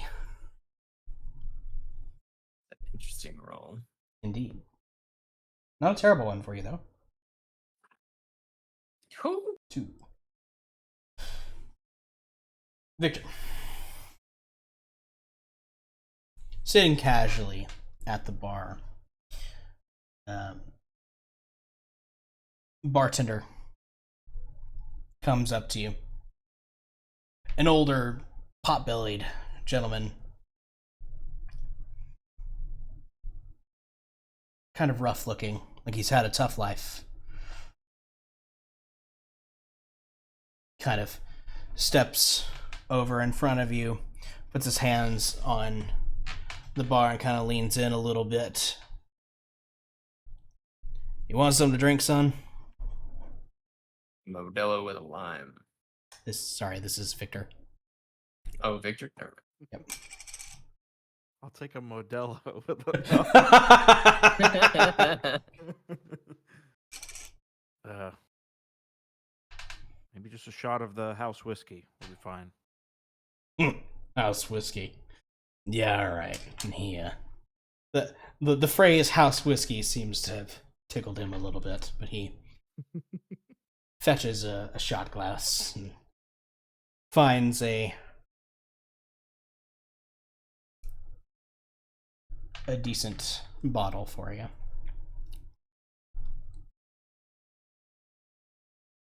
And pours it. You want to open a tab, or you just want the one drink? Just the one drink from now. You give him the money for it. Like many bars, it's a little overpriced.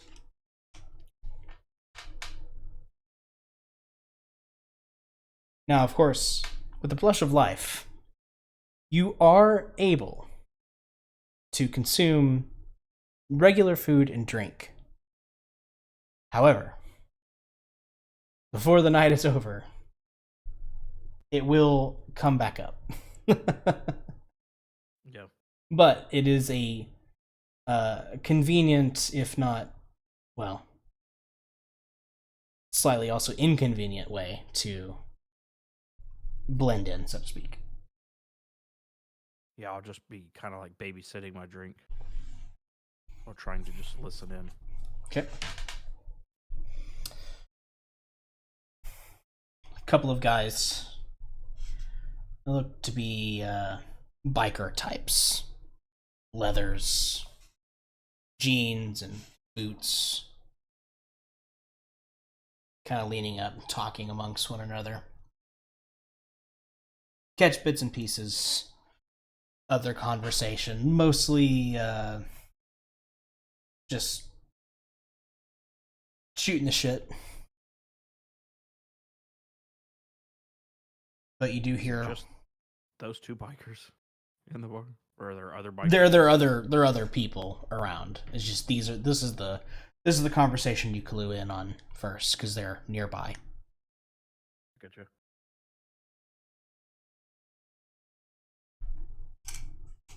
One of them leans into the other and goes, "You hear about that new stuff that's been pushed around lately?" New stuff? The hell are you talking about? It's this, it's like a candy, almost. Like a, kind of ecstasy-like, but, different. It's been popping up in some of the neighborhoods around here lately.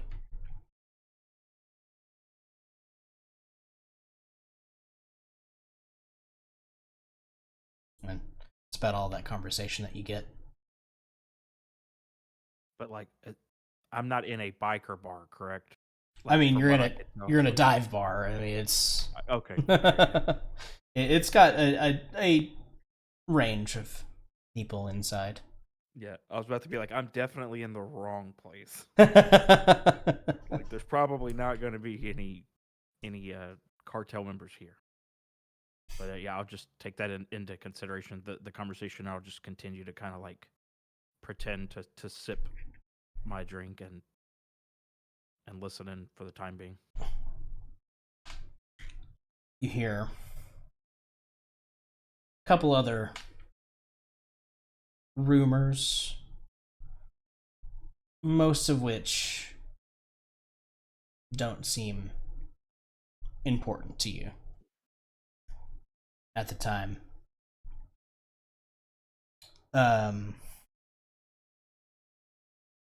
But you do hear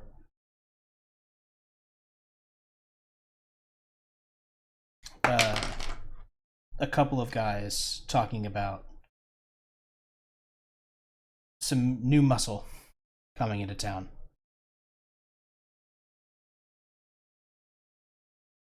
Not like some of the other smugglers and criminals they've seen blow through.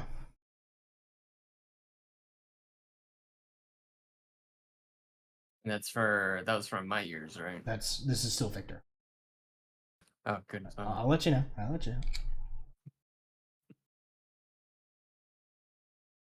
But nothing more definite than that at the moment. I got you. Okay.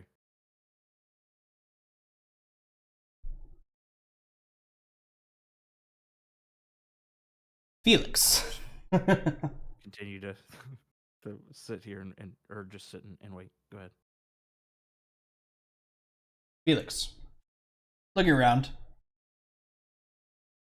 You find a group of people sitting around a table, seemingly playing cards. They look, if you had to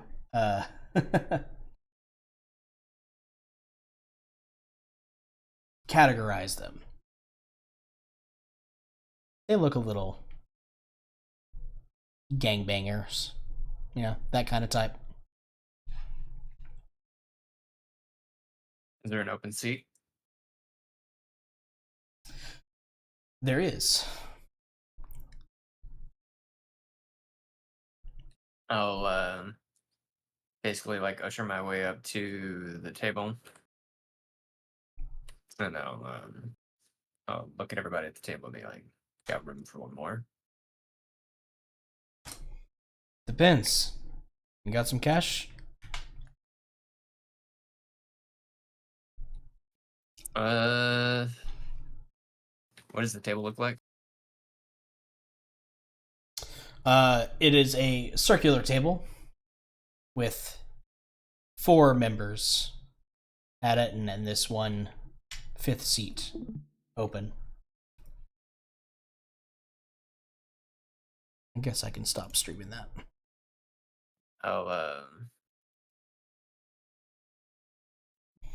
There are looks like there's a small pile of cash sitting on the center.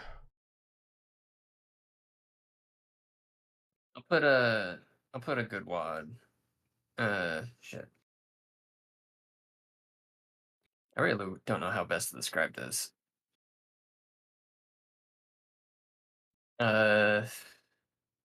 200 on the table. It's a good bet. The one who is questioning you kind of gives you a smile. Like a man who can talk with his wallet. All right. Like a good dealer who knows how to throw the cards.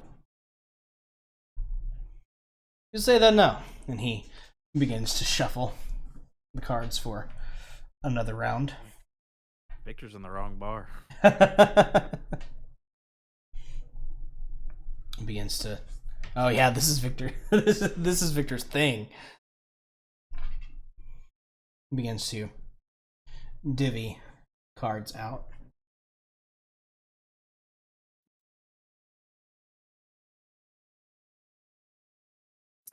What's my hand look like?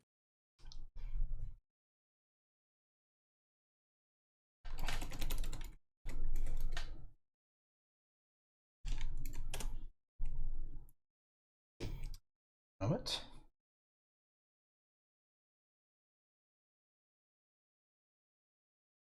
Pulling up an actual game of cards to see what everybody's dealt. Yeah.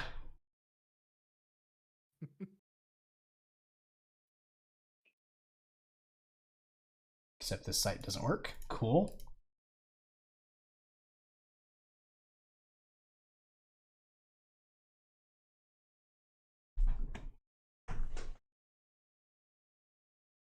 Fuck it. Hang on 1 second.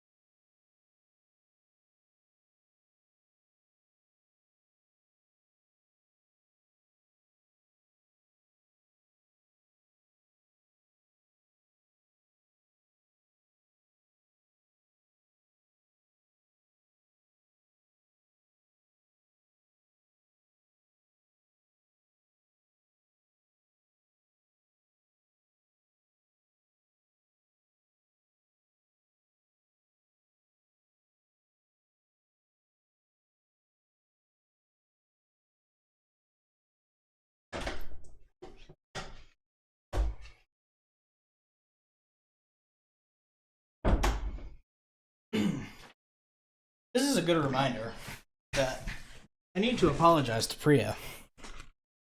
Because somehow I ended up with her deck of cards from the trip. Nice. So, excuse me while the storyteller plays 2 different games at once. As per usual.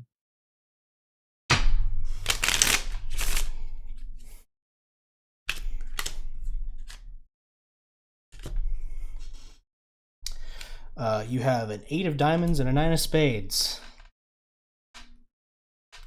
Not the greatest. No, it is not. What does it look like the other guys have? Just gauging from what's on their faces. Let's make this another wits and insight check.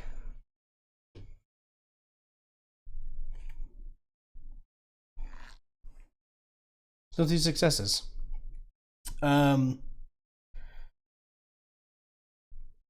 They're trying their best to keep a decent poker face, but only one of them looks relatively confident. I will portray an air of arrogance and put my cards back down. And just look and smile. Okay. So, newcomer, what brings you to a place like this? The guy who dealt asks as the betting goes around. One guy folds. The game, of course. Interesting place to come for a game. Well, from further south, I tend to like things a little bit more rough. Things get too clean, it gets kind of itchy. How far south? Just past the highways. Local? As far as I know. As far as you know. Yeah. The river. A pair of 10s, clubs, and spades. And a jack of hearts.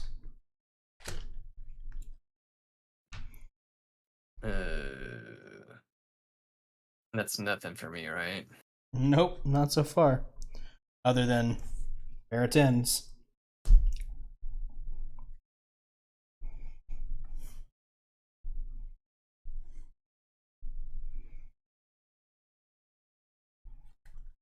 And what about you? What have you seen so far that's been interesting?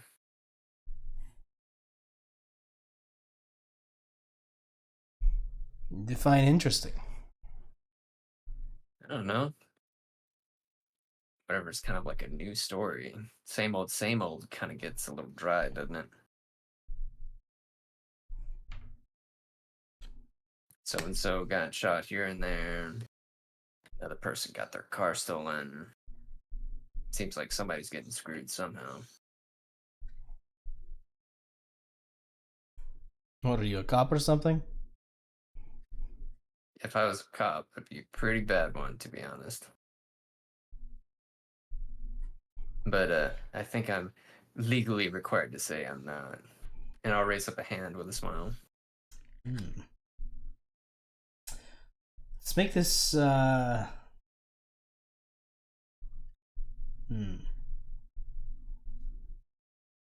not exactly lying to them.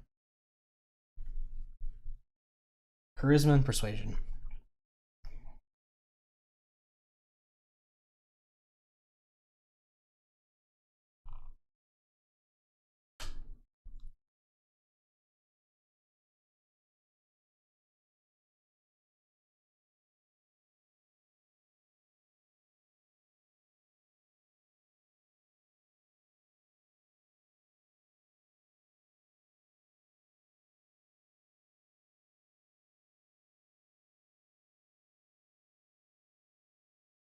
That's weird.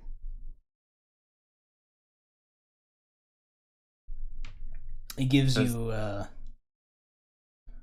he squints his eyes at you.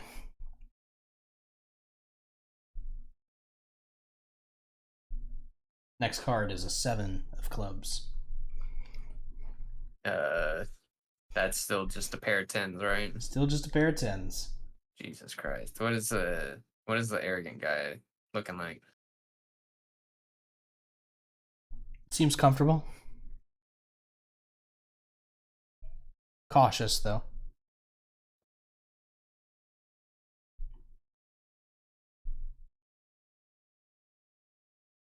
Has anybody betting on this, or have we been checking so far? There's been some raises every now and again, but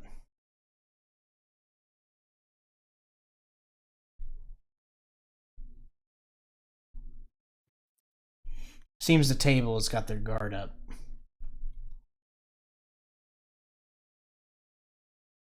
There's this funny story where a couple of my farm hands, they had lost one of my cattle, and whenever they went to go find it, they didn't realize that somebody had left the pens open, and they were so sure that they had sent somebody to keep that pen closed and whatnot, and apparently the bulls ended up using their horns. They had snapped that lock because it was old and rusted.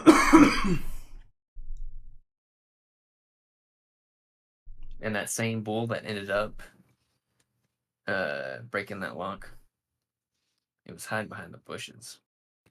And one of my guys didn't hear him in time. And now he's got this nice, fist-sized hole in his gut from when the bull got him. But when we were at the ER, they were surprised every single time he passes by a metal detector now because he's got a lock jammed in his gut. Draws a few chuckles.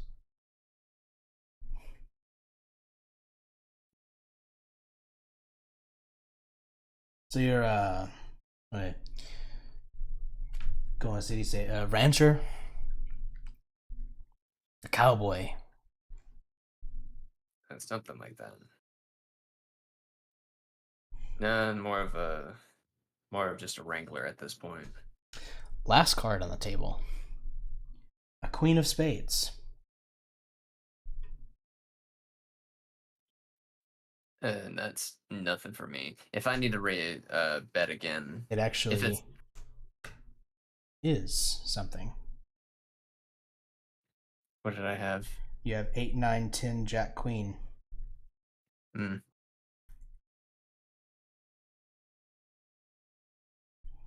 I will hold the composure of somebody that is disappointed, and he'll like just a hint of disappointment, not too much to oversell it.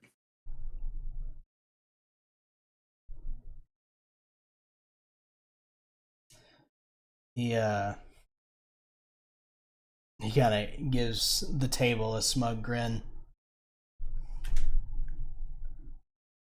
Flip him over, boys. Show me what you got. Everyone reveals. And you, by the barest luck, literally the last card, have a straight. And everyone groans as they slowly slide the pot over to you. For a moment, the main guy you were talking to grits his teeth, stares at you, before he grins. You're one lucky son of a bitch, aren't you? Only on Friday evenings. What's your name, man? You can call me Rick.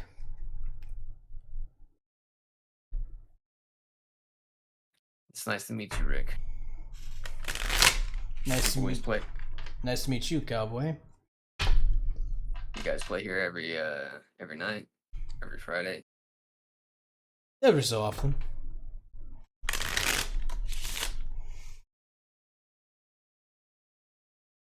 So, why don't you tell us why you're really here, cowboy?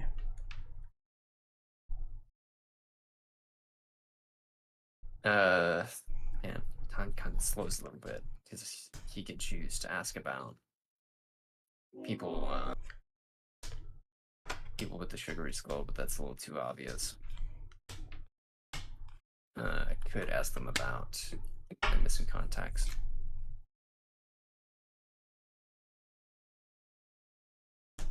Well, I think I'm gonna go the angle of the new people in town.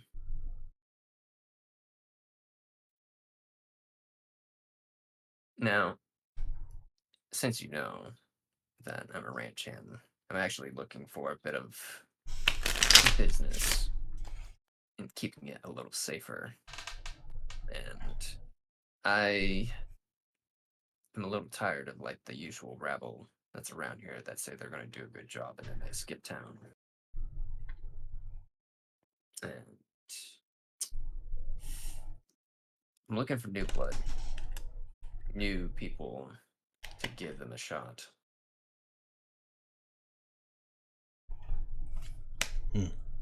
Hire them as muscle, if you will. And they don't care about how they get paid as long as they get paid. Let's make this another persuasion and charisma check.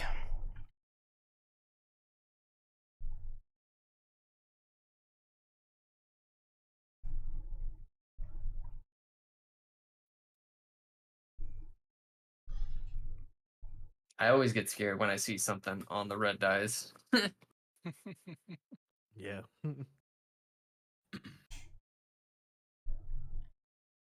You seem pleasant enough. There's some new pushers in town. Don't know much about them. They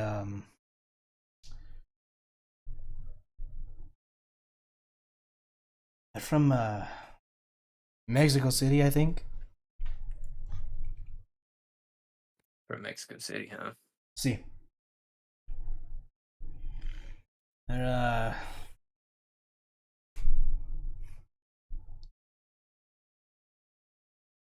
how you say, stirring up trouble.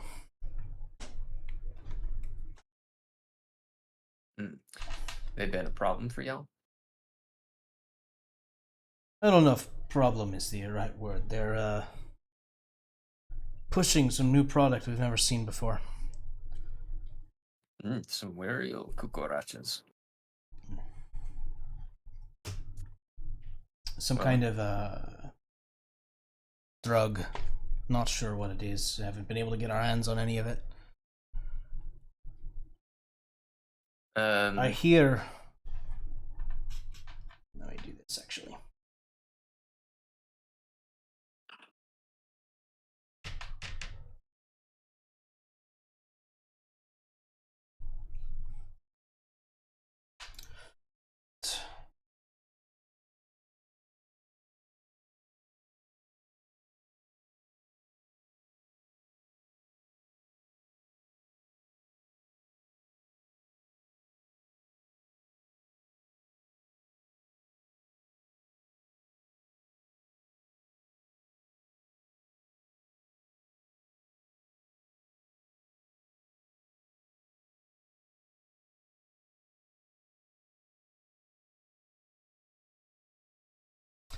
I hear they operate from somewhere down on 281, heading south, out of town. Where though? You gonna say? I'll motion towards the bartender, and I'll basically like signal that the entire table gets a drink on me. Gracias. And then I'll let them know, like, I appreciate it. I'll see what they're all about, and I'll let you know if they're worth the trouble. See you later, cowboy. I'll go ahead and head out. Meanwhile, what is Waffles doing? Back at the ranch. Back at the ranch. On the mean streets of San Antonio. Once I start finding areas with the lower class, basically look for areas with hobos and like drug addicts and shit. All I'm gonna right. start blending and searching around there, because I don't know anything they just said. So I'm just like, I need to gather information, and might as well start at street level. Let's make this a wits and streetwise check. A rather good roll for you.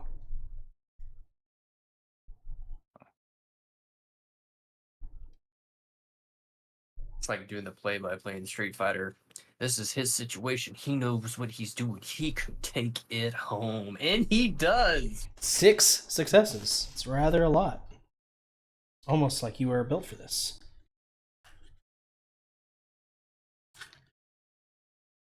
You certainly find some kind of hanging out around alleyways or setting up where they can try to beg some money from some of the passerby, doing whatever they can to get their next fix, or simply just trying to survive.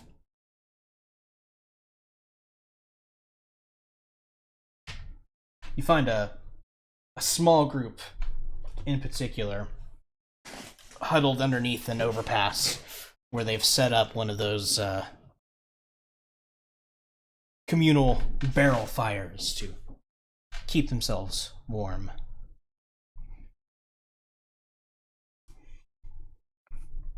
Underneath the overpass, it's very shadowy, making your approach a little easier.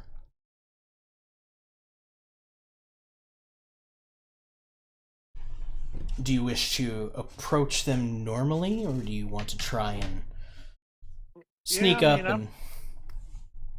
I'm just gonna walk up a little bit. Get me and my pup with me. Just kind of act like I'm just joining the group for camaraderie for the most part.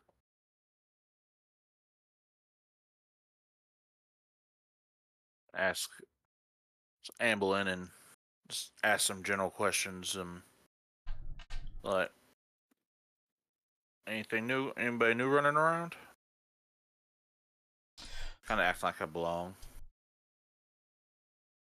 A more elderly lady. She's got a thin-looking shawl that looks like she may have been crocheted at one point, but has grown dirty and tattered for over who knows how long in this this rough lifestyle that she's been living.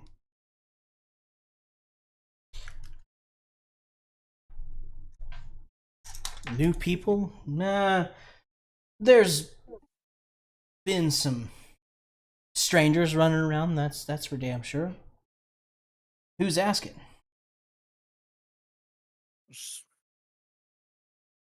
See anybody slinging dope around here? Gotta know whether they are or not, so I know what to avoid and where to get it. Ugh. Well, there's always old Jerry down by the corner there where he sets up his shop if you need something. But there's definitely been these newer guys, not nearly as hospitable as old Jerry is, and they're pushing something. Not real sure what it is. I don't know anybody that's tried it, but they're aggressive. Ugh. My That's thoughts no, exactly. that's no good. Anybody looking into them? Cops been sniffing around, looking around at them, or they seem like they're pretty low under the radar. Cops don't give a fuck about us over here. No, but true. But what happens here spreads to the rich folk eventually. Hmm. Ain't that the damn truth? As far as I know. But they've been recent. Maybe within the last, I don't know, month, maybe two. Okay. Well, if they got something new, I don't know. Might be worth a peek.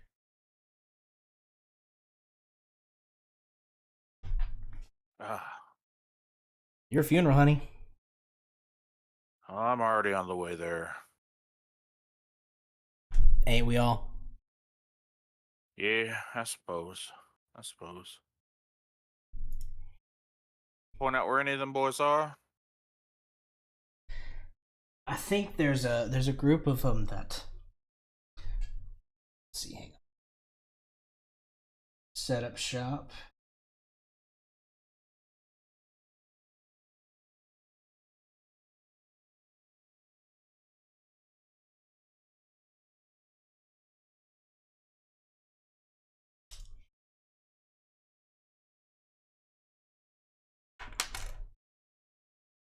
Yeah, they got a pusher that sets up shop a couple blocks around here.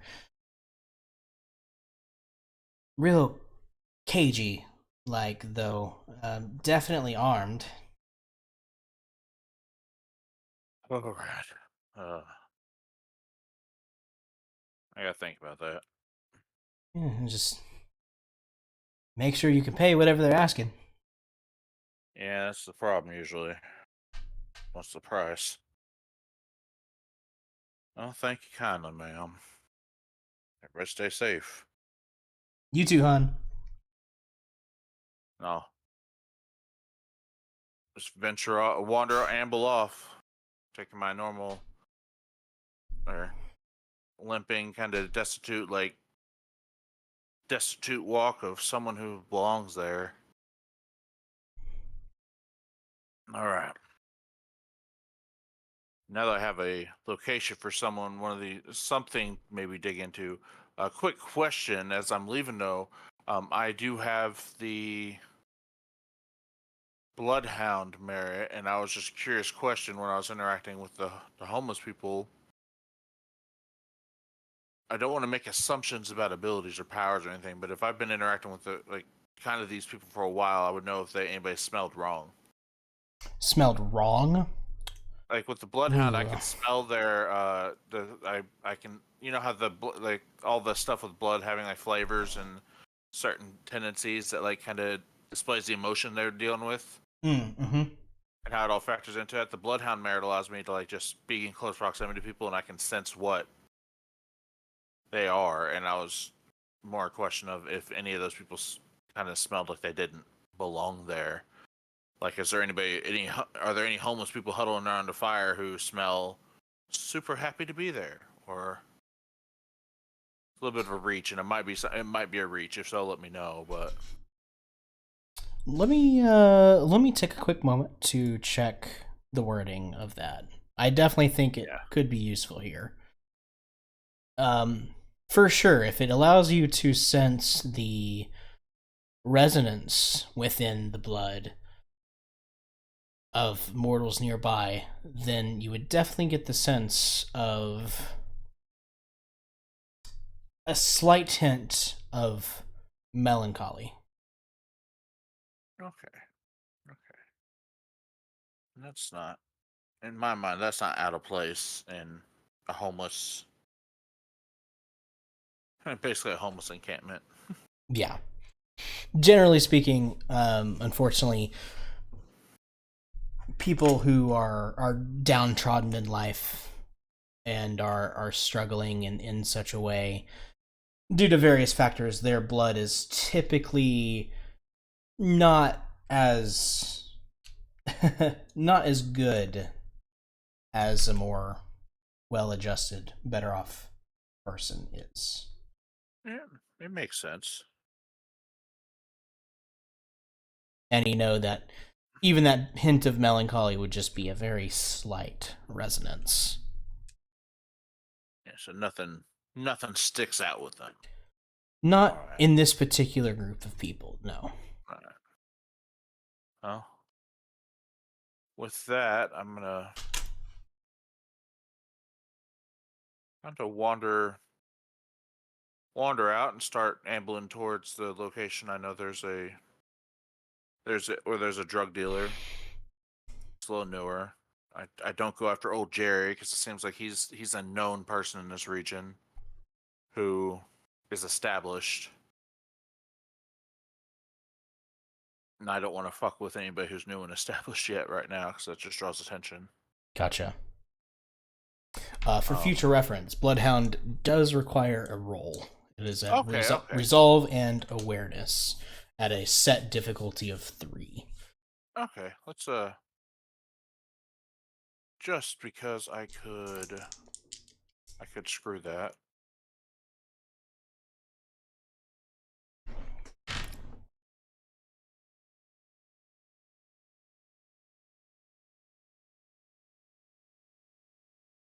All right. 2. Yeah, and unfortunately, other than, like I said, the barest hint of what you think might be melancholic resonance blood, they seem fairly normal, which is to say, unfortunately, low quality blood. Mm-hmm. All right.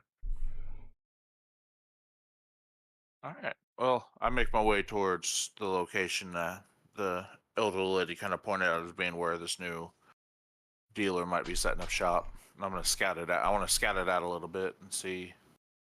I don't want to walk into like a fucking gang haven with like 15 armed dudes. Yeah. The corner she points you to leads to a small, like storage facility Mm-hmm. with the individual kind of storage units. One of which is currently opened, and a few people are milling about inside.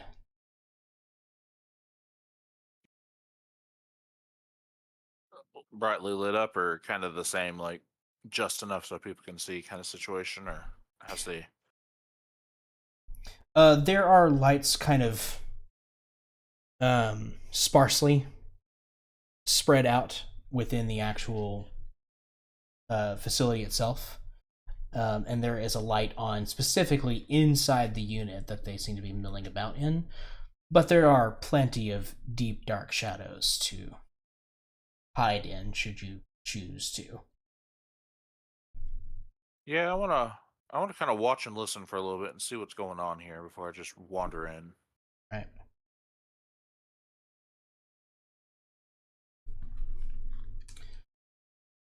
You keep an eye on them for a little bit. You can see that inside the storage facility, they seem to have set up one of those portable white cheap plastic tables, and they've set what appears to be a decently sized black duffel bag on it.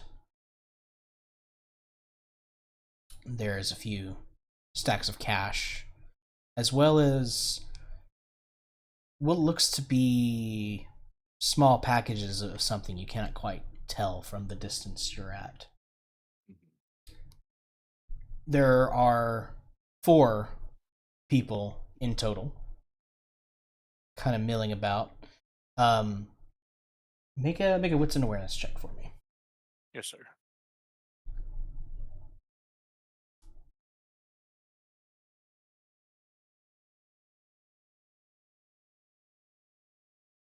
Three successes.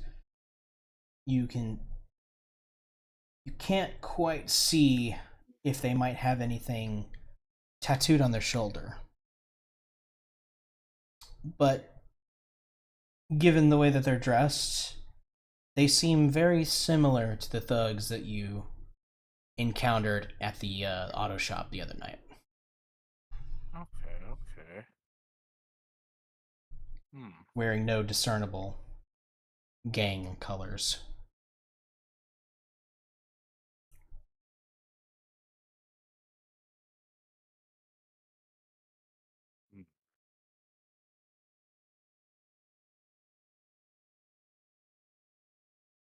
They're all there. Like, does it look like they're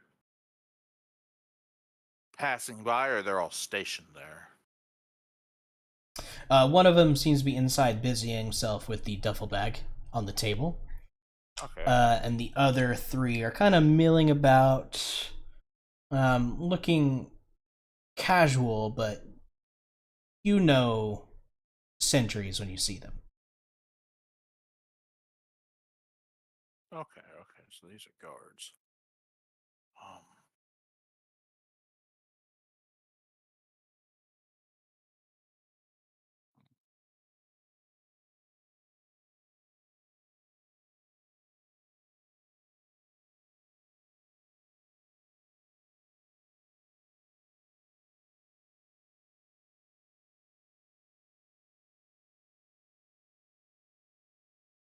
Um.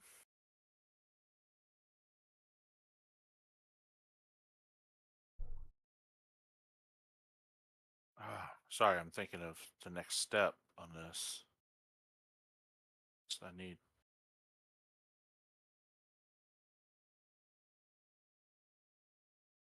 Oh, I know what. I'm gonna activate Feral Whisper so I can talk with my dog, because I think I'm gonna use him. So. All right, I do believe that does require a rouse check. Yes, it does. I don't have to make like the rolls for my pet, my famulus, but I do have to roll to rouse the blood. Oh. Beast rattles at its cage even more. And you hear that voice inside your head. What are you waiting for, kid? Why don't you just get in there and take what you want?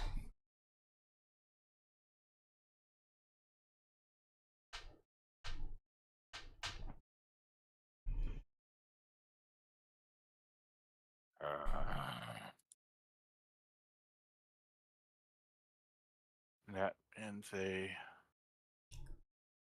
There.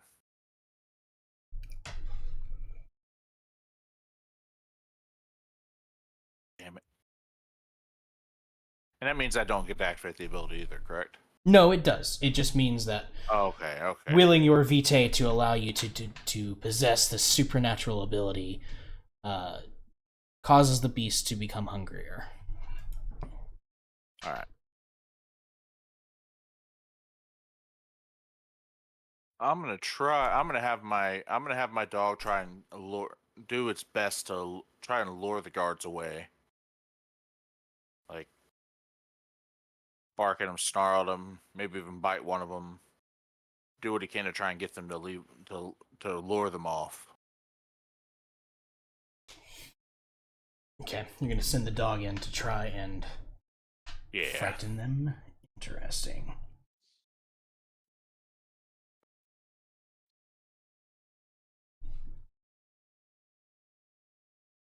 If I need to do like a roll to like explain or try to explain that to the dog or something, I understand.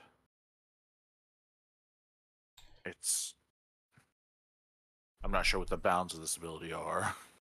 Yeah, I'm just also trying to.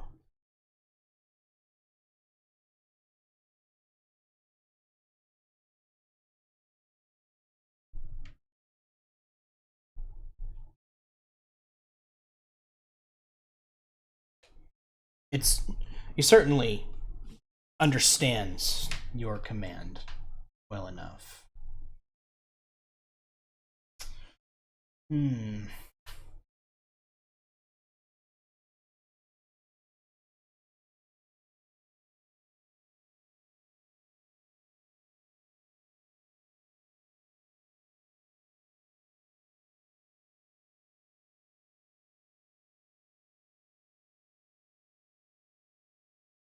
I'm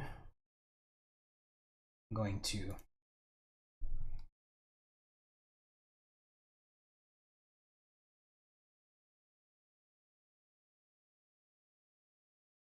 how many dots in animalism do you have?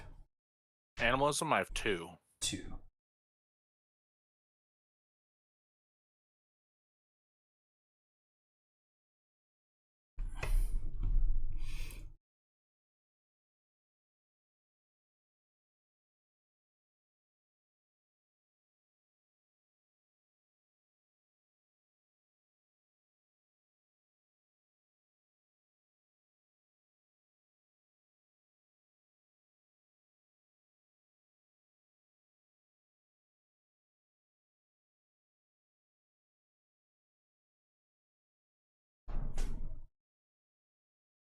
Okay. So, ordering your faithful hound to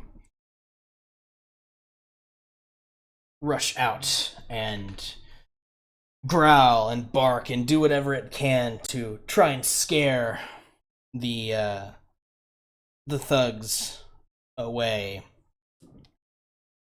He leaps into the light, growling and barking, making a terrible racket, looking very intimidating considering he's a very large dog. 2 of the would-be sentries bolt. Very quickly getting out of there, yelling obscenities, and in their surprise and alarm at the appearance of the large dog. The other 2 become very guarded, and they start to kind of like wave their arms and yell at the dog, trying to get it to back off.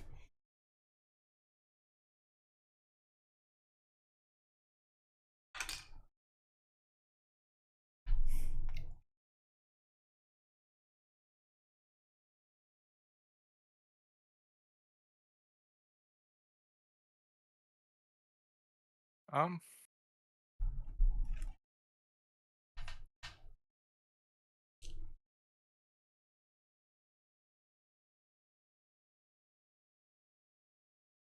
I like. I don't want to assume what the dog will do, but I assume if he would probably start to back off a little if if they're like being aggressive. Like I didn't order him to attack them. I'm not sure. I'm probably moving. Well, let me say that as he's run the other 2 off and they're bolting, they're gone. Yeah.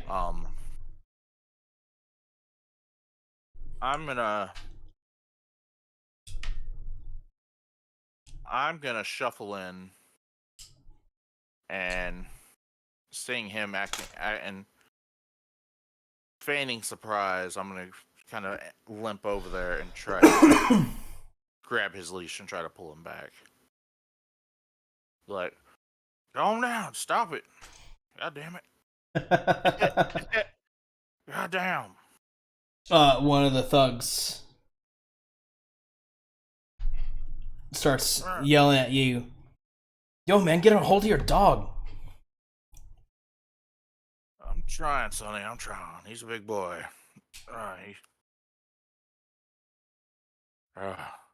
Sorry about that. Okay. There's only 2 of them now versus the 4 that were here earlier. Correct. All right, cool. Are they aren't? Is there obvious weapons on them, or are they concealed?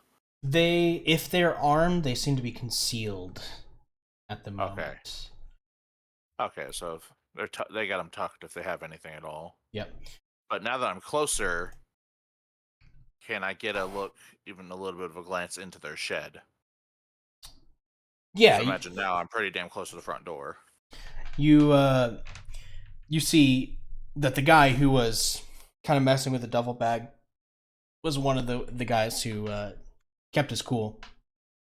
He is facing you now, but in his surprise at the suddenly growling and barking dog,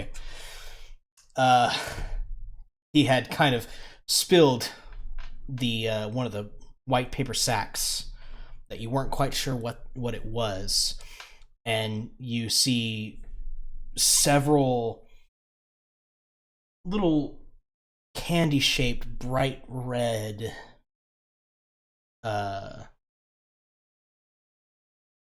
something, you're not sure. Looks like candy.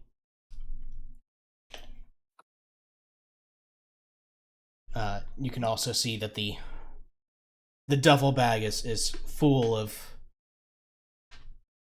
money and some more of those bags. Okay. All right. What y'all selling anything new? The two of them look at one another, still very wary of the dog, but the one who was handling everything might be. You interested?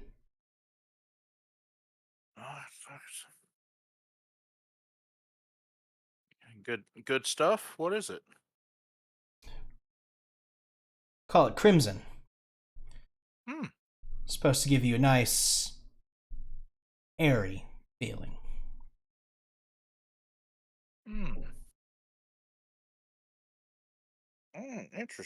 Interesting. How much for a taste? He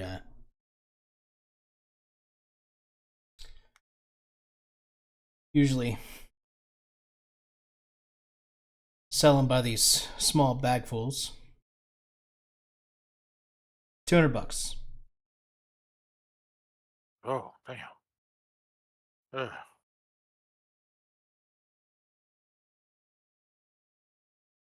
Start reaching in my pockets a little bit and be like, ugh. Is it good? Real good. Oh, man. Seeing you now as a potential customer seem to relax slightly. I get scratchy a little bit as I'm doing that. Like, start having the meth scratches. Be like, oh, uh,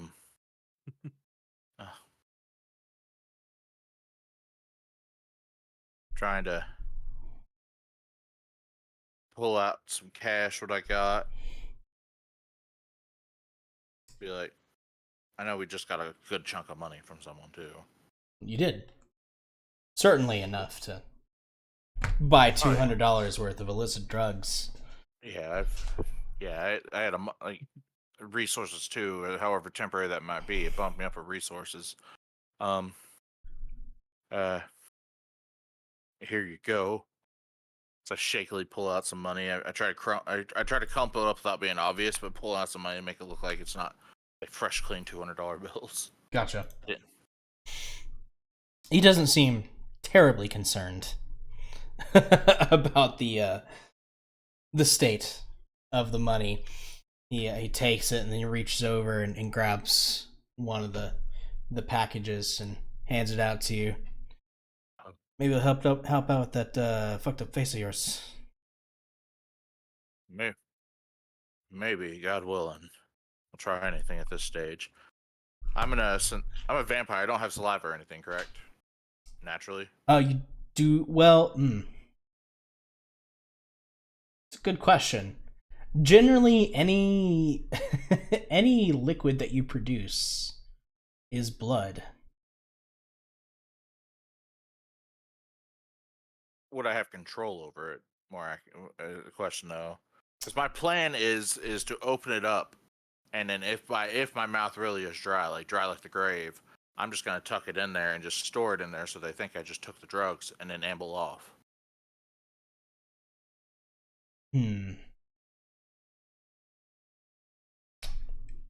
I thought vampires had full control over their bodily secretions. That's the reason I was asking. They do.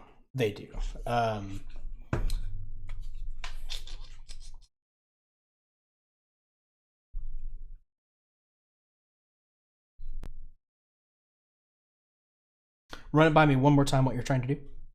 I'm gonna stuff it in a lip, basically take the package, and then if I have to open it, and then just basically the pill, or it's a little pill, like a little candy, like a gumdrop or something, I imagine. Yeah. And basically stuff it in a lip, like hiding my face. Like I'm not gonna show my face, but like just take it in there and stuck it in there and tuck it in. So they think I took it. Like I put it in my mouth, and then I'm gonna wander off for now, in the direction the other two guys fled. Gotcha. Once they do it, so I basically want to store the candy or the drugs so I can find out something about it later, and then now that I have two people that have split from the group, I can maybe work my trade a little bit more on them. All right. I'm gonna. You do so. No check required since you are physically putting the candy in your mouth. Y'all gonna be here if I need more? We'll be around. We move around sometimes. But expect to see us more and more. Can do. Do they have tattoos on their arms? Now that you're a little bit closer, you can definitely see that on their right arm, they do have the that same calavera-like skull tattooed. Okay. All right. I'll grab my dog's leash, like, come on, idiot, let's go, and start ambling away the way the other guys ran away, kind of. Find somewhere to sleep.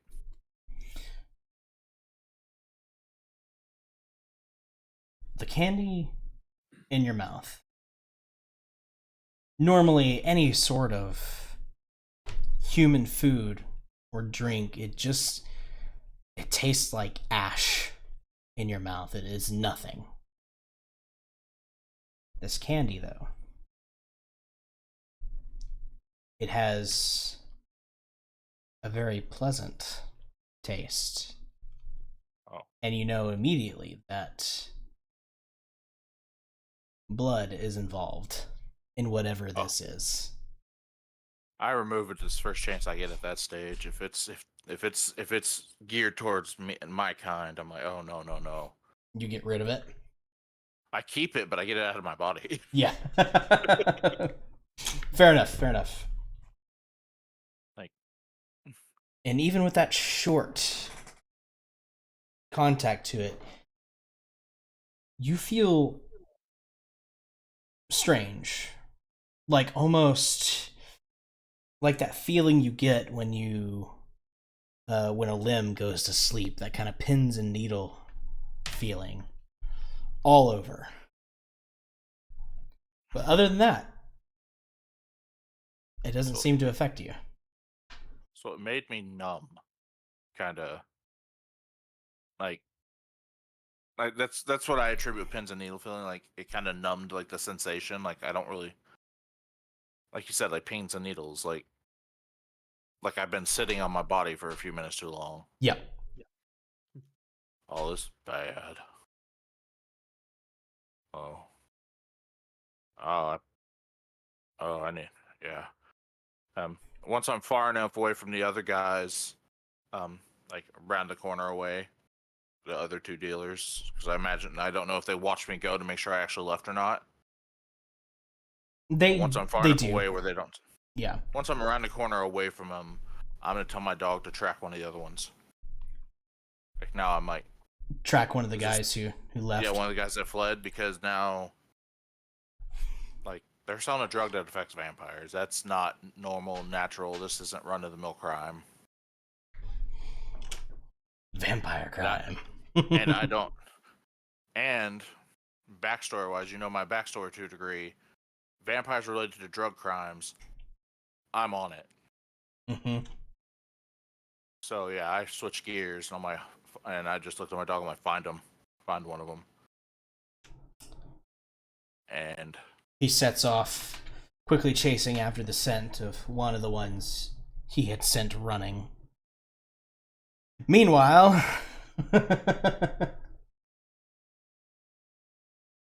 Victor, what are you doing? Still sitting there pretending to consume my drink. And then maybe I'll step away from the bar and kind of like go to an area of the room where it's seemingly not so crowded. Like people are kind of like leaned against the wall having conversation. Okay. My way over there. Still intent on just listening, or you want to try a different tactic? No, just listening in. Just listening? Let's make this another wits and awareness roll.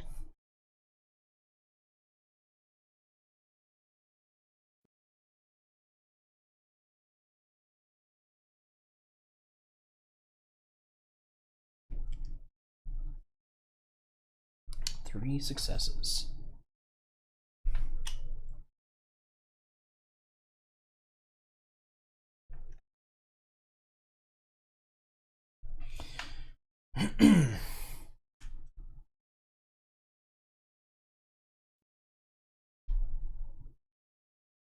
It's a pair of individuals talking in low, hushed voices.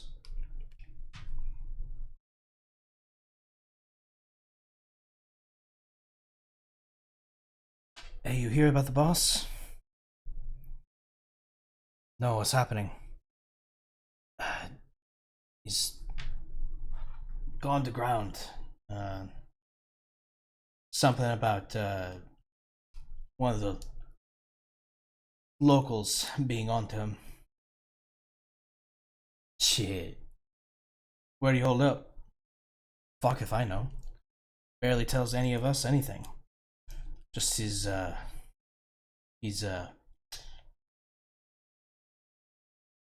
inner circle.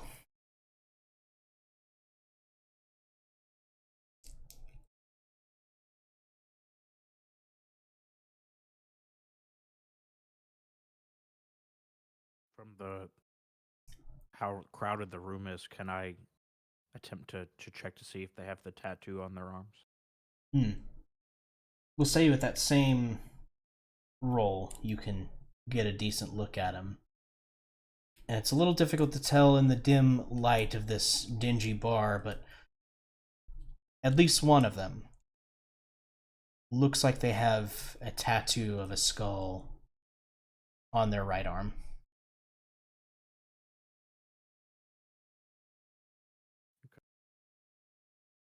I'd like to keep an eye on them and essentially wait to see if they like split apart at some point, like one of them steps away to the restroom. Gotcha. They continue to talk. Man, must be nice to just sit on their ass instead of being out here trying to make money.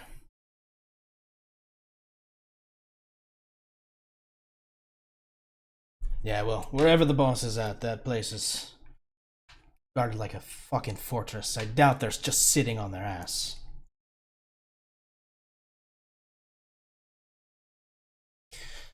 Whatever, man, you know what I mean. I'm gonna go take a piss, and he kind of stands up from against the wall and starts to amble his way, swaying a little bit. You can tell he's had a decent amount to drink this evening.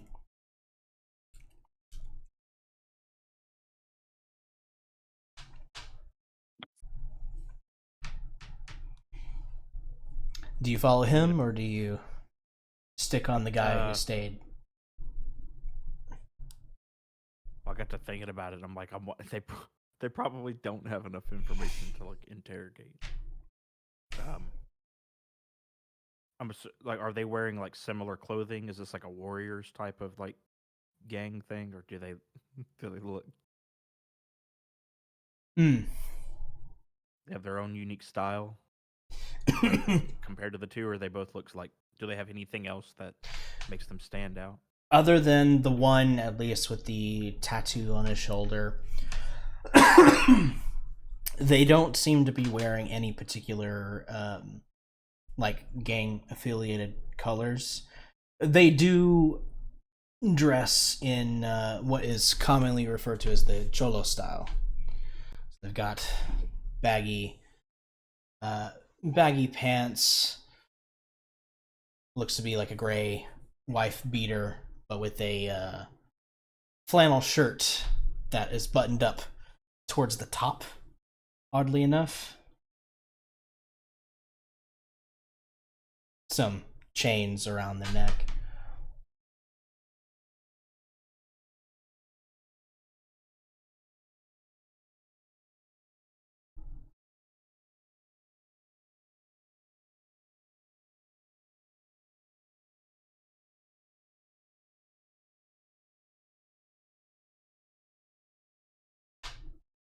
Yeah, I kind of had a plan, and then I was like, I don't really see it working out. Come on, what's the there anyone worst else? that could happen?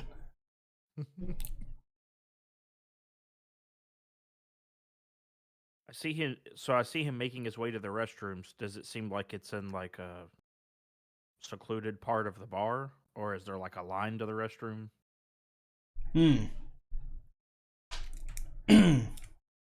There seems to be a fairly consistent stream of people going back and forth from the bathroom.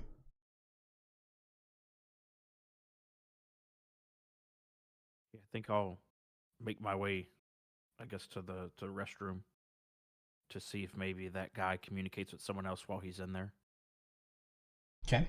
just to kind of like follow along. He kind of steps his way into the bathroom. It's a dirty, dingy, kind of like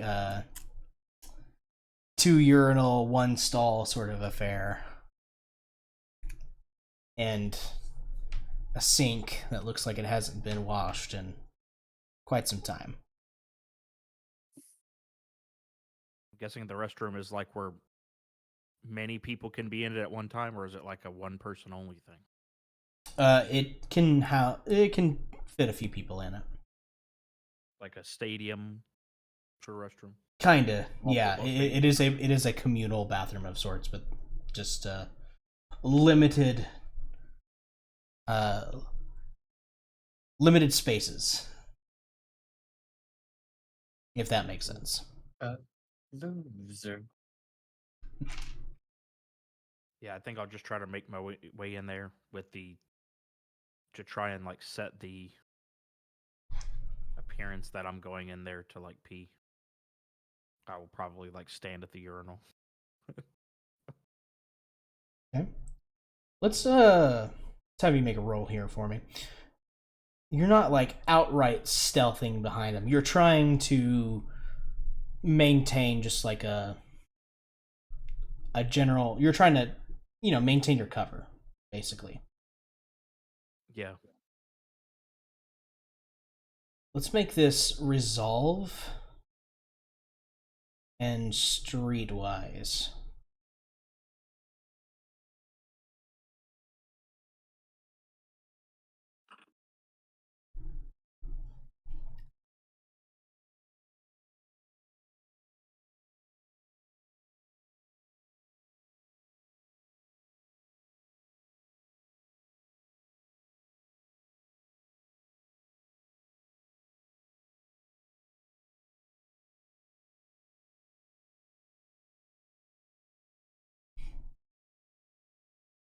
After a moment of him doing his business, he kind of looks over at you, noticing you paying attention to him. Fuck you want, pendejo? He's in the restroom. You both are. Just waiting to piss. I have to piss.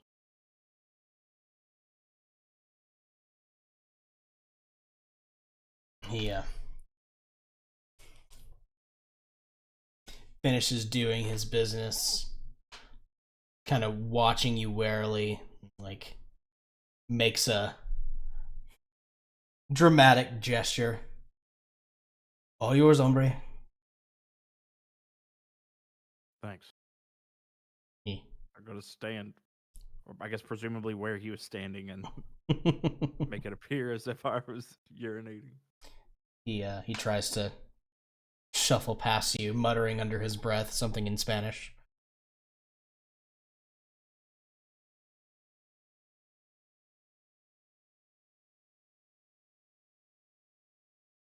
If I still have my drink on me, I'll go ahead and like pour it out into the urinal, like as I'm pretending to pee.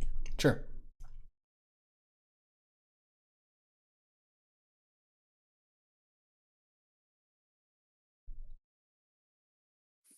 Okay. Now what? No, I'll make my way back out of the restroom. Then I'll find, I guess, like a table. I'll set the glass on, and then make my way out of the bar. All right. Felix. What are you doing? I think I'm going to head back to the truck. Okay. I'm gonna wait for Victor to show back up. Doesn't take too terribly long before he arrives at the truck as well. How'd it go? Much. I saw a couple of their fellas inside.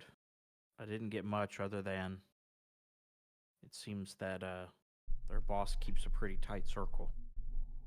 But Yeah. I heard a couple of bikers talk about some new drug and some mention of some new muscle coming into town. That's about what I Various heard. things. Yeah. Yeah, that's about what I Yeah. heard too. I'm gonna go ahead and take a moment to send. I'm gonna send Waffles a message. See what he's up to. Yeah, sure thing. See how you got on. Waffles, I assume that you are in pursuit of your one of your fleeing victims. Yes. Okay. Your phone buzzes in your pocket. Son of a bitch. I'm not breathing hard because I don't breathe. Nope. So, pull the phone out, look at it. Is it a call or a ring? Or a It's a text? message. It's a Oh. message. It says, new folks, new drugs, don't know where. Don't take them. Space. Bad. You get a message that just says where. The street.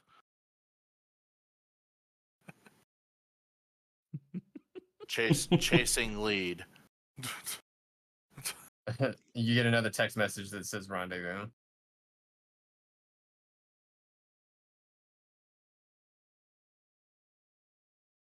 When done.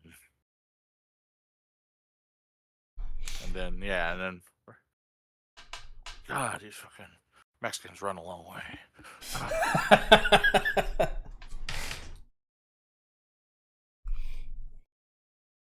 Doesn't take much longer to run across one of them. He appears to have finally slowed down and is bent over in an alleyway trying to catch his breath.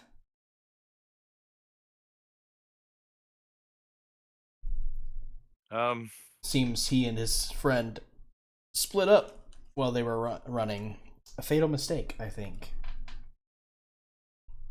Yeah, especially if he's in an alley, I'm gonna duck in to the alley and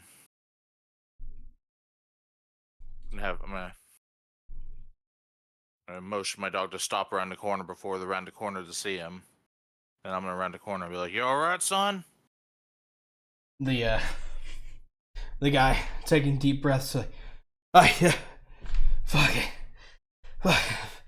fucking dog. Just can barely get a couple words out. Yeah, can't trust him. And 3 hunger. He's breathing. Is there anyone around us at all? Quick wits and awareness check. That I can do.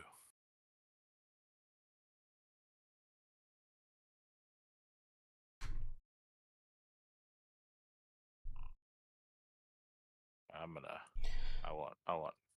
You'd like to use some willpower to reroll Yeah. 2 of those black dice? Yes, sir. Alright. Gives you It's 2 successes. I can level 2. interesting. I think it updated your original roll. Interestingly enough, I hadn't seen it do that before. Okay, cool. 2 successes. Taking a quick look around and quick listen around.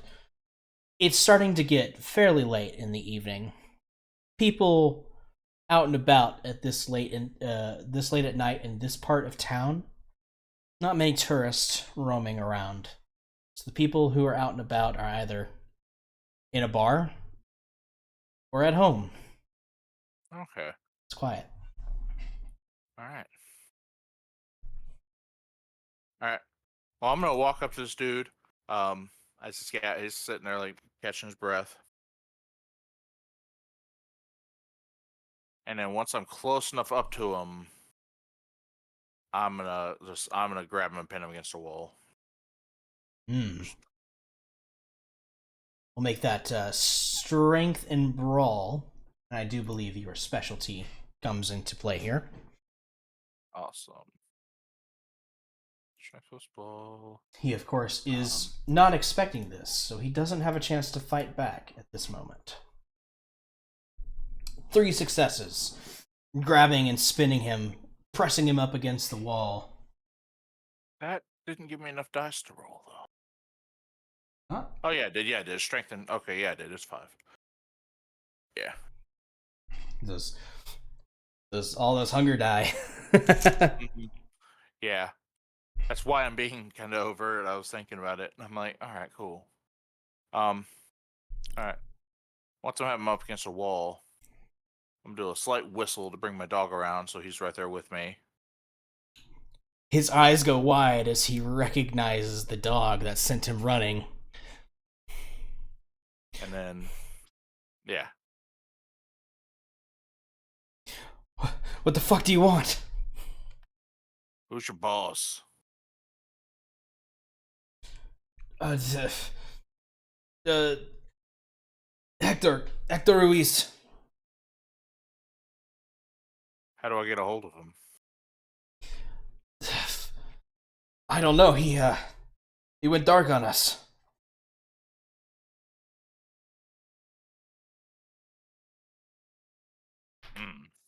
How long ago? Last night, orders just stopped.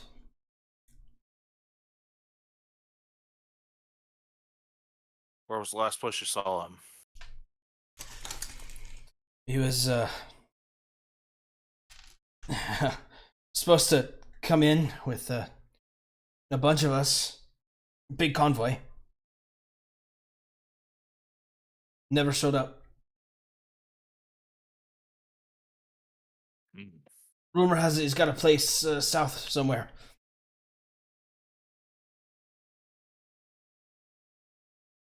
All right. And question for you. You been selling drugs? Yeah?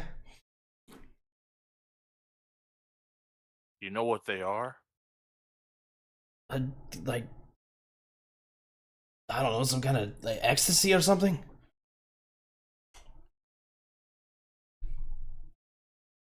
You hurt people? Hmm.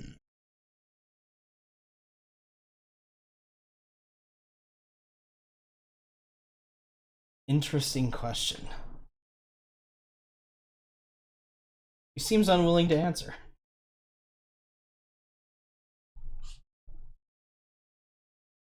I will squeeze him tighter and be like, I can answer my question or I can let the dog on you. Ooh.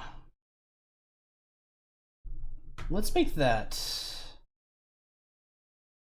manipulation and intimidation, but I'm going to give you an extra dice Cool. for that, considering your... Intimidation confirmed. I don't... Do I need to do anything to add a customer or just roll the die?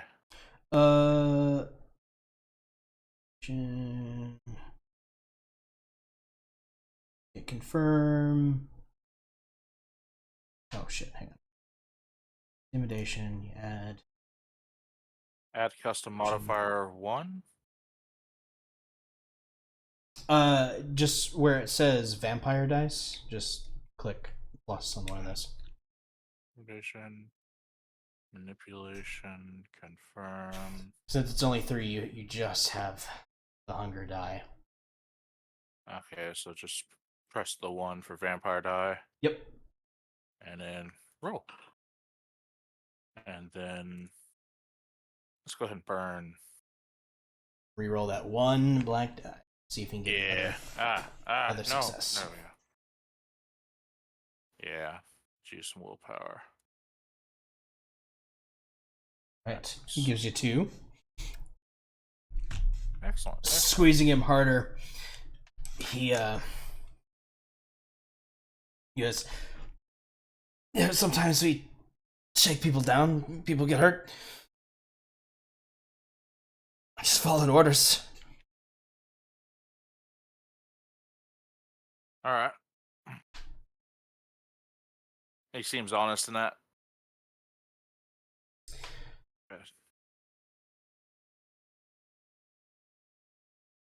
Seems desperate. Scared. All right. Excellent. All right. I'm going to attempt to knock him out. Okay. You want to just punch him? Or you want to choke him out? If I could, I would just choke him out. Like, that's kind of my MO. I'm a strangler. Gotcha. We'll make this that same strength and brawl with your Yes, sir. specialty. He is going to try and resist as much as he can, but frankly, you've got him pinned up against the wall. It's going to be a little difficult for him.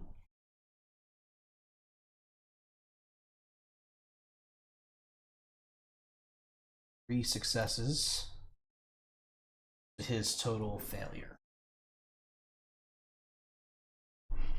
You shift your grip, managing to press your arm against his windpipe and squeeze. And despite his flailing and trying to push you off of him.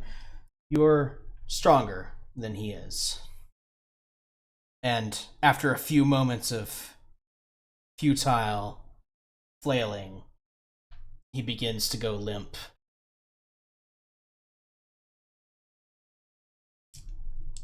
Until his eyes roll back in his head. And he starts to slide down the wall. All right. Ugh. It's never easy. But I am very thirsty. And I will I don't want to drain him, but I am going to take my fill once he's down. Very well. Because it is getting hard to control this whole I'm hungry thing. Let's see.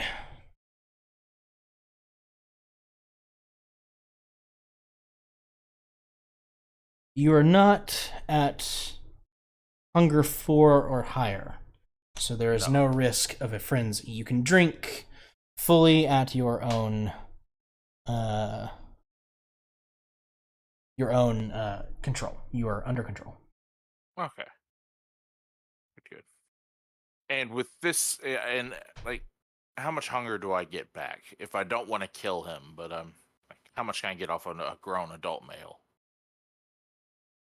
So I'm trying to double check right now.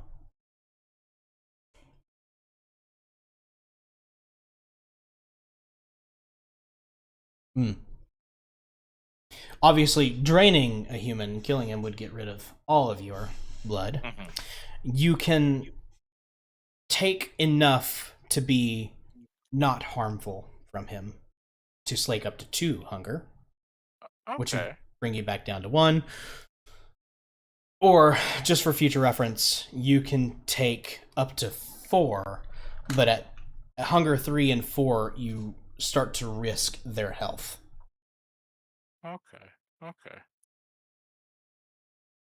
So I can drink 2 while he's unconscious, and it's not going to hurt me any, and it's not going to hurt him. Not permanently. And then, all right, good. So I'll do that. Then I'll mug him.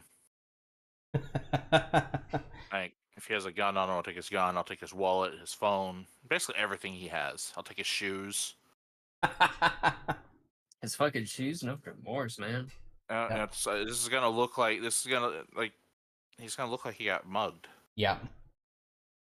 Sure. And he did have a gun on him, just a little 9mm. Nothing. Take this little pistol. Be like, this is probably dirty. You don't need this. New shoes never hurt. It's like $10 in his wallet. Take a wallet. His cell phone, does it open? It does open. It's got a lock on it. What kind of lock? Biometric or key? It is a PIN code. Hits. I don't know how to break in one of these. Yeah, they can track them too. So I will just smash his phone, and then I'm gone. You gonna leave the smash phone next to him, or are you gonna take it with you? Just smash. Thinking again before I smash it. If I can pop it off and take the battery and the SIM card out, if it has a SIM card. Because I have a dot in technology, so I'm assuming I would at least know that maybe that might. I'm paranoid. I don't want to be tracked by it, but I want to take it at the same time. Yeah, absolutely. So I take it. I take his battery out of his phone. I put it in my pocket, and then you said it was sun was getting mighty bright outside. It's getting mighty bright outside, or about to. I need to get home soon. Checking the time on his phone before you do what you're doing to it. It's probably around 3, almost 4 o'clock in the morning. So you do have plenty of time before sunrise, but it is getting late. Yeah, I'll message the boys because I know they were texting me and like, yeah, let's meet.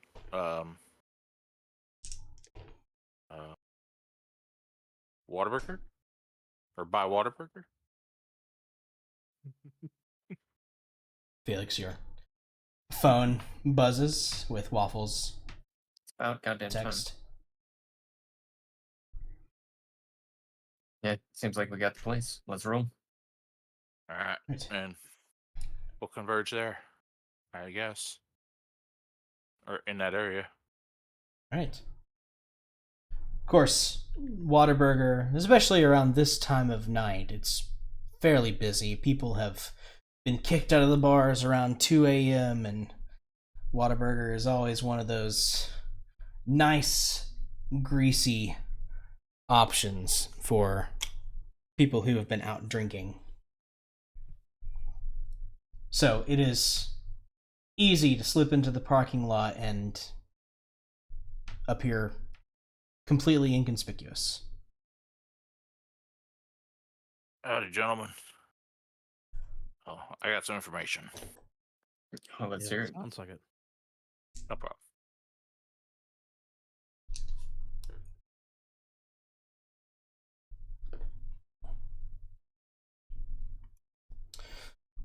You guys go ahead and talk that out. I'll be right back. Yeah. Well, our friend Hector is peddling some new kind of drug, or his group is.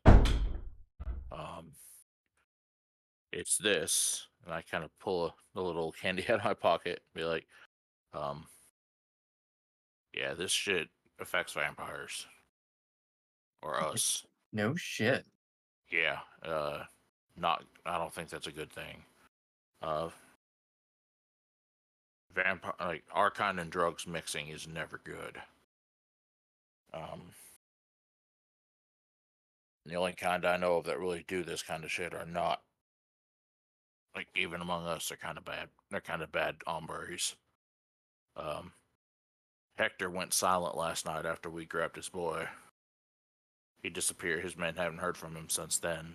He was supposed to come in with a convoy, or he was supposed to come in with a shipment or something of that nature. Now this is from just a random punk, but he was supposed to come in with a shipment tonight, and he never did. No one knows, and at least that guy said no one heard from him or knew what had happened. It's pretty. Not sure what the next move with that would be. I'm gonna have to think about it. Yeah. It does seem like we've had him on his back foot, though. Suddenly dropped contact with all of his men. It's possible. It's possible that he's being cautious now. Definitely, and it might be because we grabbed our shenanigans last night. Yeah, for sure. But the fact that this stuff they're dealing out, I don't know what it's meant to affect. I know it affects our kind. I don't know why. I know the rough idea how it feels because it shouldn't work on us, but it's got blood mixed in it. I know we can narrow it down to Hector's has a hideout somewhere in the south. I'm assuming south side of town, but I couldn't get more information. The guy I questioned wasn't that high up on the ladder. He seemed kind of dumb. He folded pretty easy.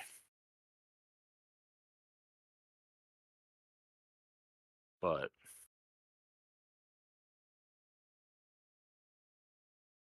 yeah, Definitely a better general area is a good place to start. yeah, Might be easier to speak with our contacts. yeah. We've definitely narrowed it down from all of San Antone to area south of X, where I was when I was looking for people. Probably south side. Not sure where. But I got a guy I can talk to maybe sniff some stuff out. And as well, I didn't want to go to him this early, but might as well. Also, we can let the folks in power know that what this stuff is at very least, because I think this needs to be headed off. As I hold up the little blood candy drug thing, I'm like, this might be a danger to us, so that probably needs to be headed off.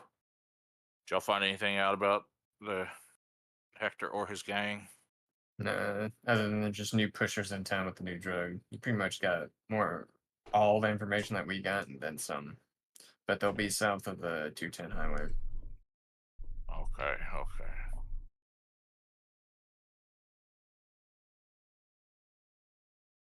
.210 highway? South along 281 is what you were told. Oh, 281, my bad. okay. That actually narrows it down even more, because that. Looking at a map, that narrows it down. It's still a big old area, but it's not all of San Antonio. Yeah. I would say goodwill. We could probably warn the boss lady about this drug, whatever it is. I don't have the resources to find out what it is. I'll be honest with you. I don't know enough about the science doodad, so we probably need. If any of y'all are scientifically sound and thinks you could take a stab at it, go for it. But So, do you have the name of the drug? Crimson. Crimson. Yeah. A little on the nose considering it has blood in it. Uninventive. Yeesh.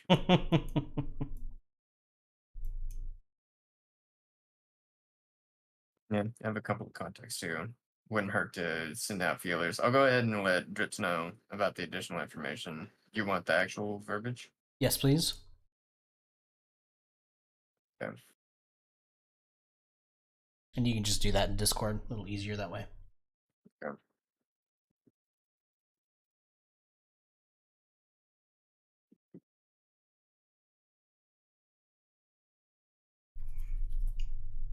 Yeah, I'll see if my guy has any knowledge about this stuff. Man, I wish we had some idea where this guy came from. He just appear out of nowhere in San Antonio? Ugh.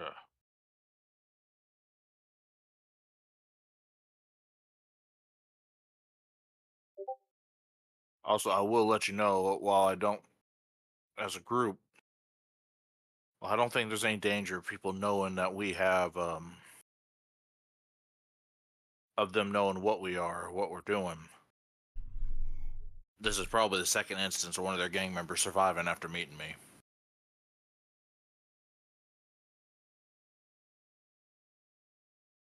Think he got a good look at your face? Well, no, he didn't. He didn't see my face, but he saw me. I'm gonna have to. And your dog. There ain't much I could. Yeah, and the dog, There's now the first guy was that guy we beat. The first guy that survived is probably the one that we had to do the beat down on in the garage, but that one might not know about it. This guy might remember something, and he might be able to tell him, because there's if they connect dots, and they'll probably connect dots. They're gonna at least know that someone meeting some hooded dude with a dog is sniffing around their operation. They might know that.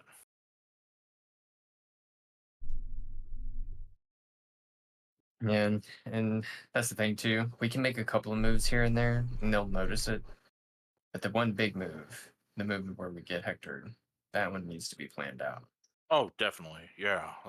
I'm just giving you forewarning that they might be a little bit more keen on me than I like, but there's no avoiding it. There wasn't a whole lot I could do outside of. Yeah, there wasn't nothing I could do in that situation. Nothing I'd do that I could sleep with, so I'm gonna. Also, any of y'all any of y'all know anything about tech? Pretty rudimentary. All right. Not me. Spent my the first half of my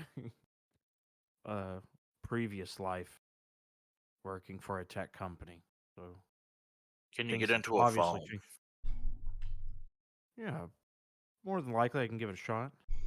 I pull out the gangster's phone that I grabbed with like the battery and the card removed, but still all one piece, and be like, here's the guy's phone. Maybe that has something on it.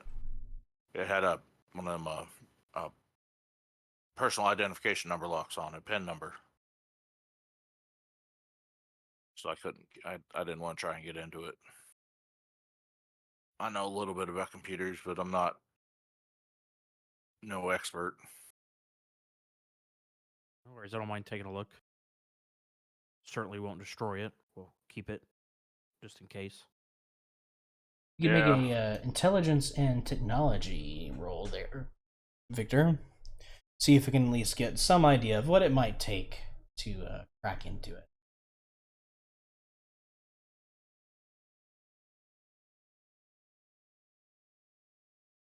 I need to update that to something, something more succinct. I will say, just gameplay wise. Oh no, I won't. I won't say anything. It's certainly possible, Victor. You know that for sure. Perhaps a little outside of your scope of expertise, but given enough time and the right hardware, you could whip something up. It just might take you a couple nights.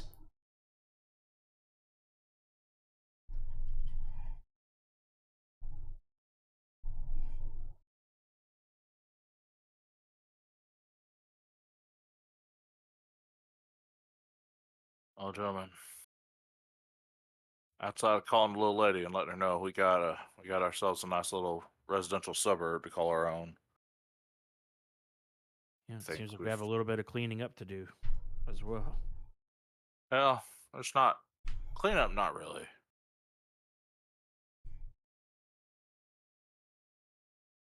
Are we in our domain right now where we found the drugs and stuff? No, you are further Oh, east. okay.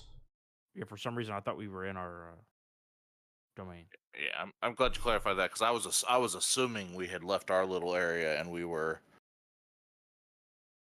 in a little more downtrodden area, not in our home. Because if it was in our home, we'd be like, yeah, we're gonna start killing dealers.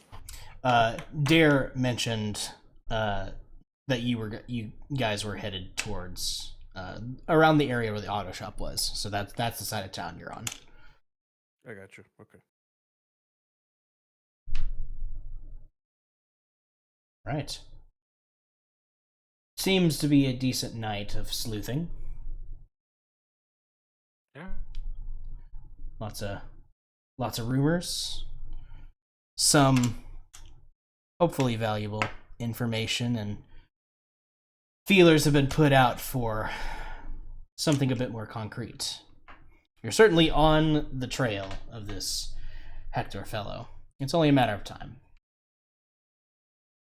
But this drug, this crimson, it's definitely something to be concerned about. But I think, as for right now, it's a good place for us to call it a night. Have you all return to your havens for the evening. And we will check in soon on what Primrose has been doing this evening off on her lonesome, on whatever urgent business that she had been called away for. Quote unquote urgent. Quote unquote urgent. I don't think that anyone really there's no reason to award any stains or anything like that. I think everybody pretty well kept control. And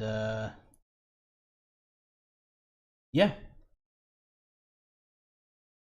we'll pick back up there next week, hopefully with the whole group, for you to continue your investigation and also to start talking about what it's going to mean with the lot of you as a true united coterie. Yeah.